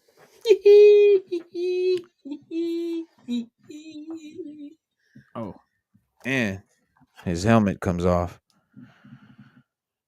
I have my own Star Viper. Oh yeah, you got the OG one. I have the Is OG one, but I have the V2 one also. oh This hold one is on. the later years, the 2000s, like Yeah, early 2000. Where yeah, right. on card. So if like, but speaking of, Nice. you know, Hell yeah. yeah, it's crazy, man. Hell yeah. Yeah, he's a real heavy machine gunner killer. Is he so? But you make him sound like he's a character, Yes, he is a character in GI Joe in the comic books. but it's not like a regular Viper. It's not like a soldier. I mean, it's not No, like a troop. um, Like it's a guy. you Like can Storm troop Shadow build is it a if guy. you want, but it's a guy. Just like Scrap Iron, Sword Right. Viper's a guy. He's that killer. Oh. Yeah, he probably commands a I gotta look again, but I only see him. He's Mm, not like the other type of Vipers. He's mm, called Viper. right. He killer. You know. Interesting. Yeah, yeah. I want to see what he looks like without this vest on. Mm, Um, I want to get one and cut the vest off, but this is how he looks without his helmet. He's got like a headset, like a microphone or earpiece in. mm. Check it out.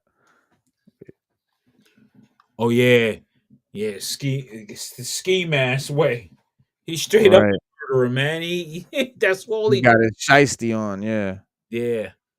But I want to see what he looks like without the vest, and because um all this shit comes off these shoulders, the Oh, shoulder armor, oh, okay. Yeah, because that's the same shoulder armor they use for Tripwire. Or tripwire. yeah, Tripwire or the I don't think the what you call it used it the brigade what you call it, not the Steel Brigade, Steel Corps. Oh, really? Did they use that? I think the Steel Corps It used. might be. Yeah. Yeah. Yeah. Probably because I didn't get the steel core dudes. I didn't get the steel core dudes. Um, I haven't gotten. I want to get the new Falcon and what's her name. I just Mm, I didn't because honestly, the only reason I want to get the new Falcon, I haven't got the old Falcon either mm, because that face sculpt, that head sculpt was so hideous, mm, and I don't know, I just didn't get it. But the new Falcon there's a Night Force Falcon that they came out with, mhm. and it's a whole new head sculpt, a whole new body sculpt, Yeah, the 2-pack, right? 2-pack. So a lot of people are buying that and putting that head on the old Falcon, Mhm, mhm. which that I want to do that. I want to get the old Falcon and get the new head and put it together and make a figure. Okay. Yeah, that's what I'm gonna do. So I haven't got them yet, but there he is, Leatherneck, Saw Viper. Xandar is about to pull up. Probably by next Saturday or maybe next Wednesday after. Yeah. But Xandar's coming, and then Dial Tone after that. Okay. Okay. But yeah, we just on here kicking it, y'all. I think there's a couple people still in here, but we're just chopping it up. But there's a new Jean Grey coming out. That looks pretty cool. Mm. That body's like the It's that one. yeah, yeah. Okay, okay. X Factor. Reminds me of Firestar. Mm, Oh, as far as the body is concerned, but it's pendant, mm, so it's dope. It's dope. yeah. I like it. I like it a lot. But it reminds me too of the Cyclops that's coming out with the new X-Men wave. He's got the same X Factor, the big X suit, Yeah, blue suit with the yellow X, so they'll look really good together. yeah. Instead of the white X that he had in the first one, because he came out Yeah, in the original ones on the car backs. yeah. Now this I'm really excited about. Finally, a Spider-Man with some nice big eyeballs. Um, these eyes really fit the character. A lot of the Marvel Legends, like That's they're just not. That's the Eric Larson. That one. That's the Eric Larson Spider-Man. This is McFarlane Spidey. What they saying that's McFarlane Spidey Man? Yeah. Well, it's a '90s Spidey McFarlane. Yeah. Yeah, because remember, Eric Larson took over after McFarlane left. Yeah, and he Yeah, kind of kept that same his eyes style. was wider. Yeah, his Yeah. eyes was wider. So Yeah. Yeah. mhm. I really like it though. It's definitely Mhm. a big step up from their OG their previous ones, because you can see these eyes. I mean, these eyes look, these are like taking up the whole side of his mask, Mm. like it should be. Yeah. Whereas this, they're more like just eyes, and I think they did a good job What up, here. Cash? I think it's going to be like this, but here you have the black suit, so you don't get that, you don't see that black. Yeah, what That up, black Kaz? knee. Kaz is in the chat. He jumped in. Who? Casual. Oh, Kaz, what up, man? Peace, peace, peace. Salute. Yeah, yes, sir. What up? What up? About the legends again, the Mm-hmm. Spider-Man is spectacular. No pun intended.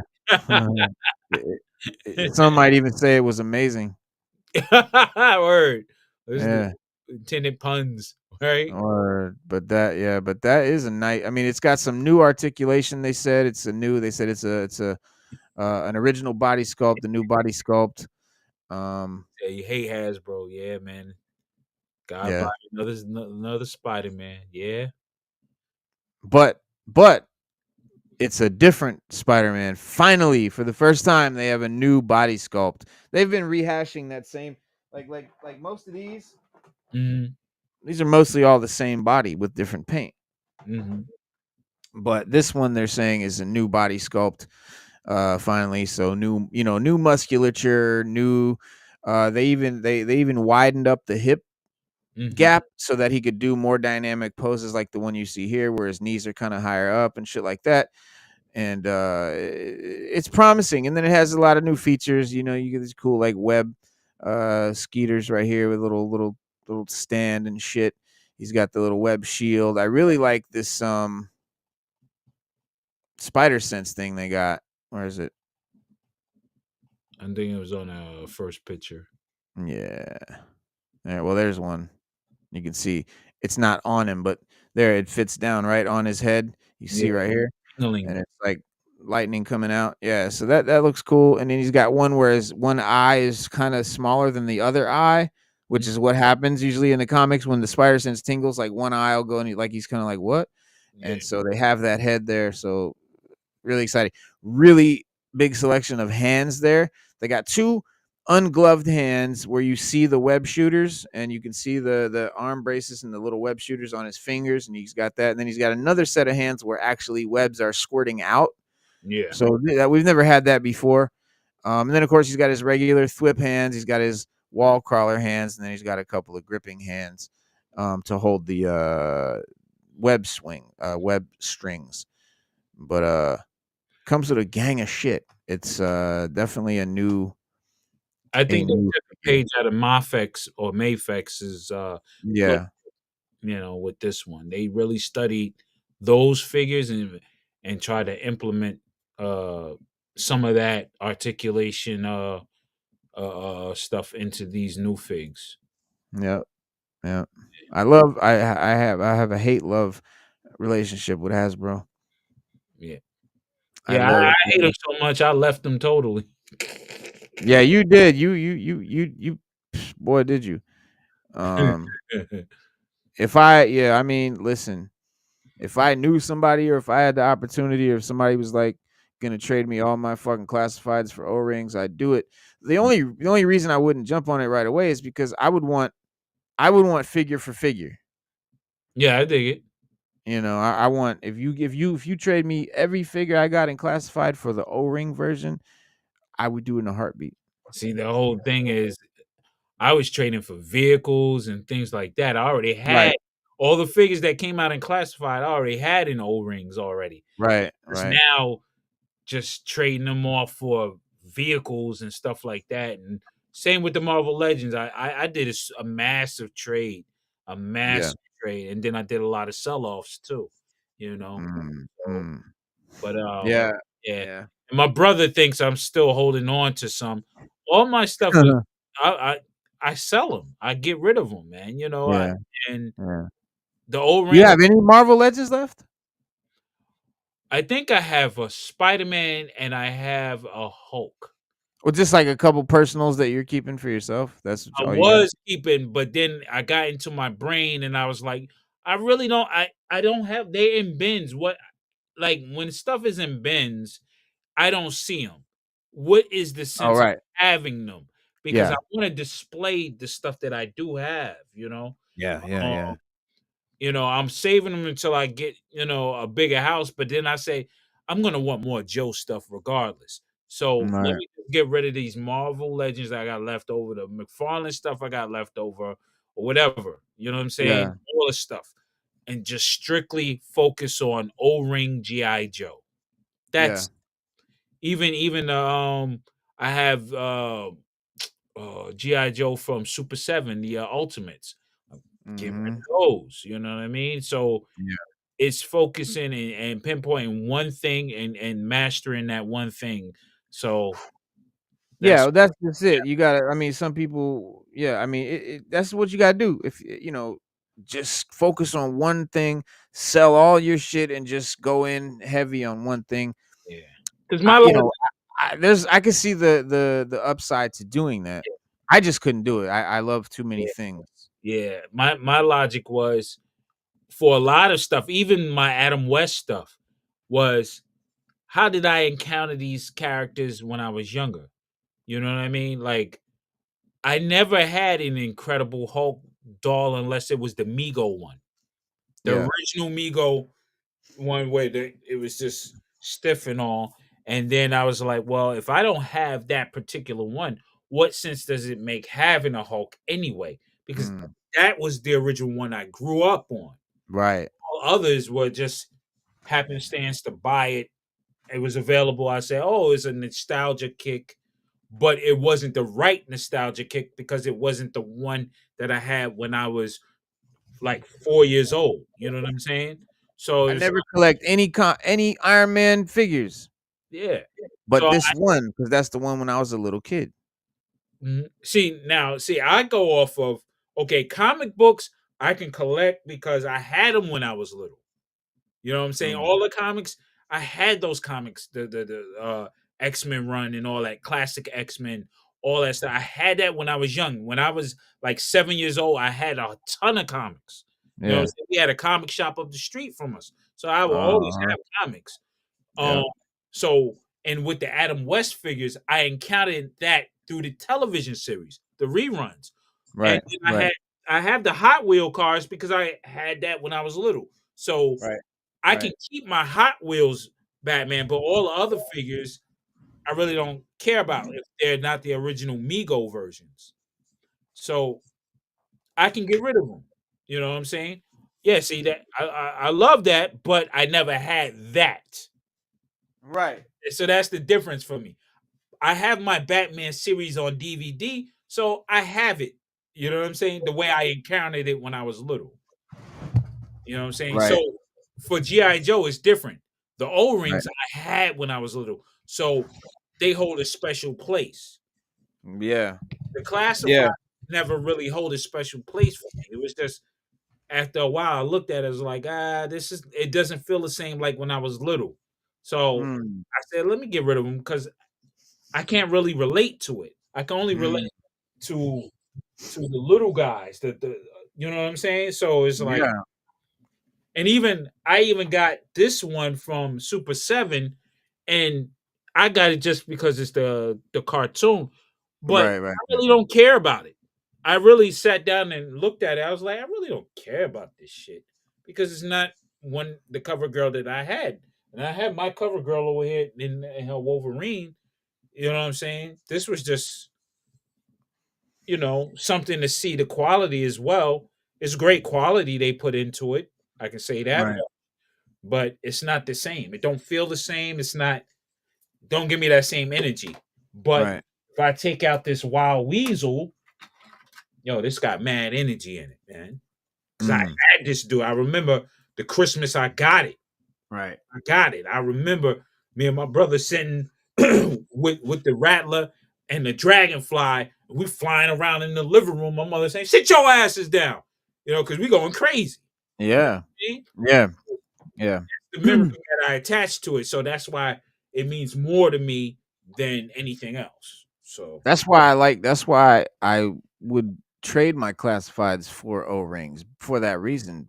yeah, At the same time, I find like, the first toys that I ever like, the first time I ever saw these Marvel characters was the Secret Wars figures. okay. And back in the 80s, like early 80s, they came out like on like 83 or some shit, or 84 or something. Mhm. And this is a modern remake, a modern, take on that, 80s figure. Mhm. And I look at the 80s figure and it doesn't look how I remember. I Mm. remember it looking like this. Okay. Okay.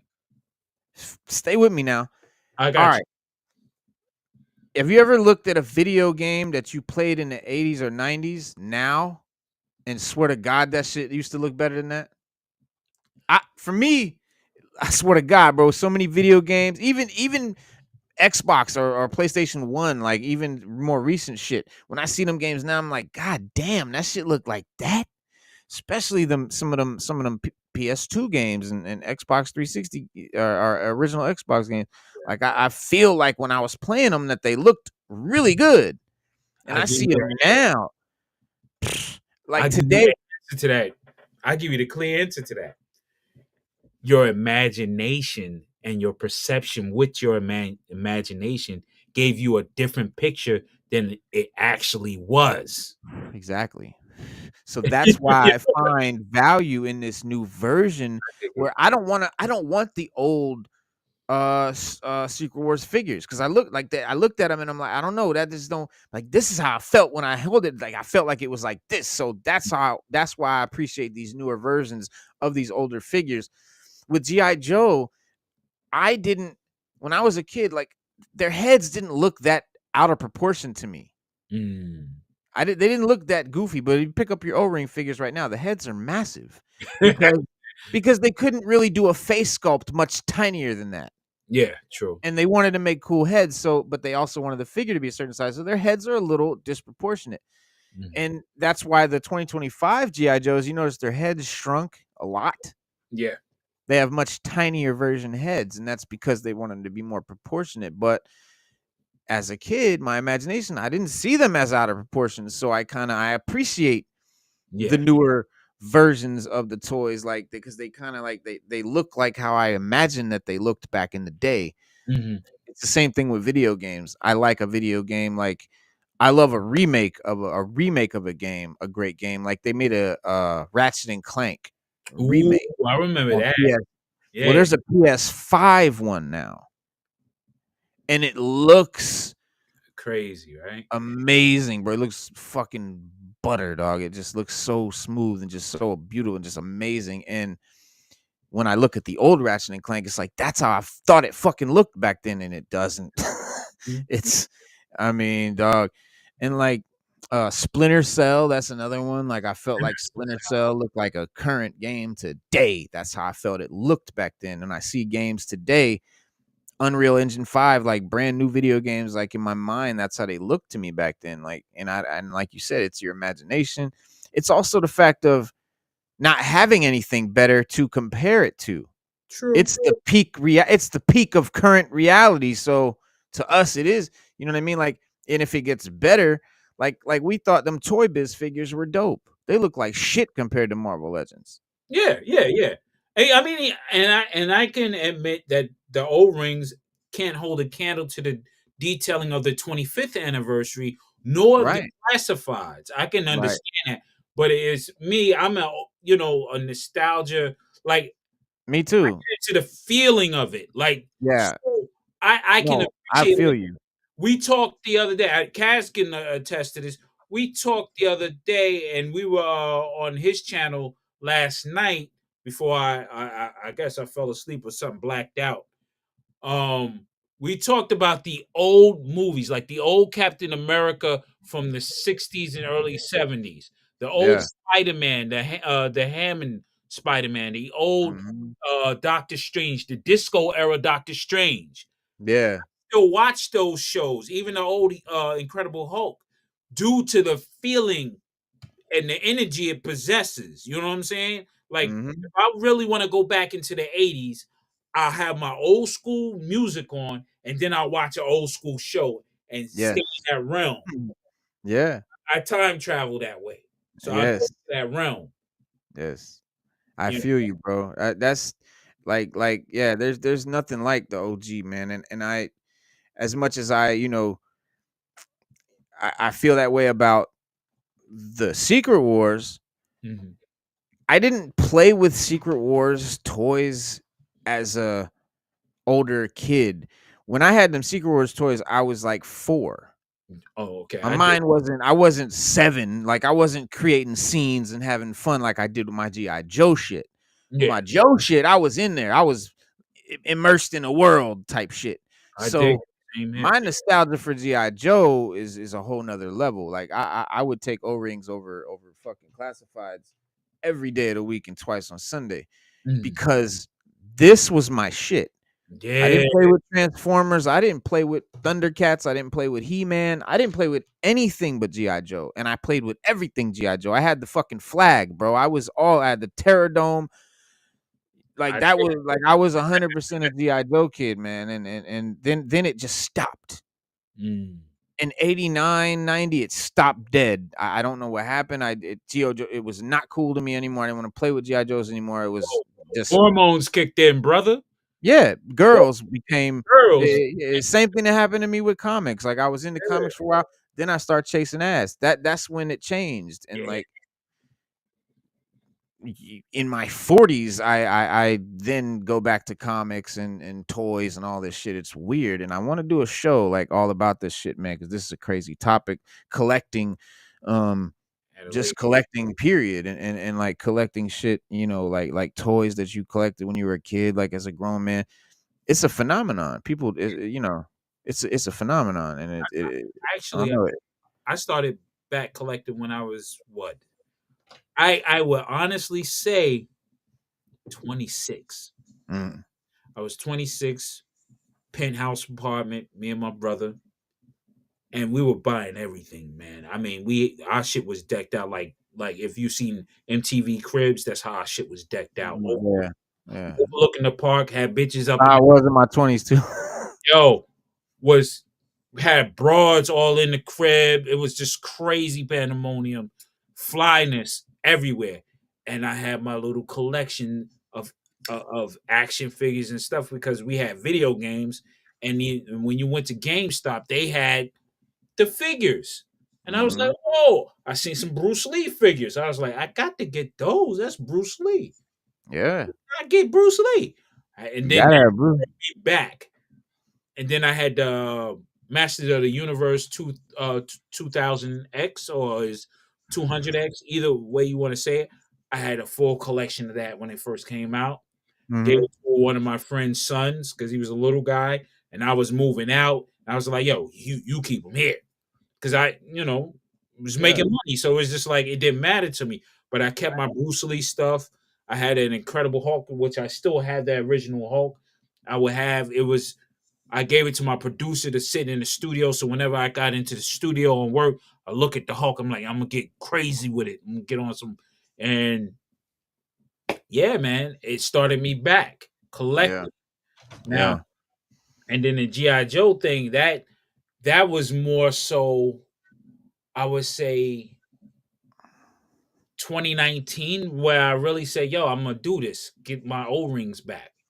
Yeah. You know what I'm That's saying? that's when I really got back into it, really, 2019. Yeah, it Yeah. was just like I always had pops and stuff like that. Working in Manhattan, you go to Midtown Comics and stuff. So I would have pops. I would have the GI Joe pops. I would have all sorts of different things. And then I Yeah. was like, oh snap! My wife, then girlfriend at the time, she was like, "Yo, what are you doing all this?" I'm like, "Yo, I collect shit." I had still always had comic books. I had a Yeah. full collection in my brother's attic. And Mhm. I was like, yo, this is what I collect. But I also collect music too, the CDs and stuff like that, and DVDs. And she was like, whoa, that's crazy. I was like, yeah, I collect this. This is me. You know what I'm saying? Yeah. This is what I do. So she was, They'll never understand. They'll never understand. well, I mean, she understands now, but back then she was like, oh, that's kind of odd because she never met a person that did that. I was like, well, I'm Yeah. that person now. I'm totally different. Watch when we Yeah. get a house in the future if you last long, right? Mhm. Apparently she did. We in the house. Now she sees, she's like, oh, now I understand. I was like, yeah. Yeah. Yeah, Hell man. yeah. But yeah, we need to do a show on that journey for how we got in love with the stuff since we were little and Yeah. then we got back to it. Yeah. You know what I mean? Yeah. Yeah. Yeah, no, definitely got to, man. It's been something I've been thinking about for a while. I want to get a bunch of collectors, like a bunch of people on that have, collections and like are heavy into it and have a whole, like panel, like 6, 7 people on here Yeah, Cash, talking the about it. toy collector, man, Casual. Yo, Yeah, yeah, yeah, definitely. he got a mean collection, man. I'm telling you, it's wild. Um, Definitely. We got to set that up. yeah. I recently seen Ninth Wonder because he does this thing where they goes blindfold into a record store and he gets random records and make beats out of them. Mhm. Yo, he collects too. I'm like, Yeah. I think every rapper collects at some They point. have to. I mean, It's just that's it. When I seen Pharoah Monch with on Instagram posting his Marvel Legends, yeah, I'm like, yo, what the fuck? I hit him up. I was like, yo, you collect Marvel Legends shit? And I don't know how he hit me back, and I was like, bro, we do a show. We did it. I'm like, you got to come on and talk, and that's how we got Pharoah Monch to come on the show talking about his shit. yeah. That it's and he be posting stuff randomly still to this day. Yeah, I be texting him. He be texting back, or I'll be like, "Yo, that one, I remember that one. Boom, boom. If you need Yeah, it, yeah, let me know. I can connect you with whatever you need." He was like, "All right, cool, cool." You know what I'm saying? It's yeah. like, yo, if you're looking for these certain figures, man, don't go He buys overboard. Mafex, anything. Yeah. He got the Galactus and Oh yeah, yeah. the fucking Colossus or the Sentinel, all that shit. When he He picked got up it the too. blade, when he picked not the new blade, the Toy Biz blade, I was Yeah. like, yo, I had that, man. I could have gave that to you. I could have sent that to you, bro. Like I was getting rid of shit at the time. Like, Yeah. yo, check this out. The Wesley Snipes. I was like, yo, Oh yeah. yeah, man. But it's cool to see these guys Yeah, man. grow up on. Shit. They also collect like we do, and Yeah, they they definitely do. understand, you know, and they're creatives because that's what creatives Mhm. do. We Right. love things like that. That's what it's all about. That's the whole. Oh shit, the broadcast gonna end in 6 seconds, y'all. Yo, hit that like button. We'll see you guys Wednesday, man. Peace. Peace.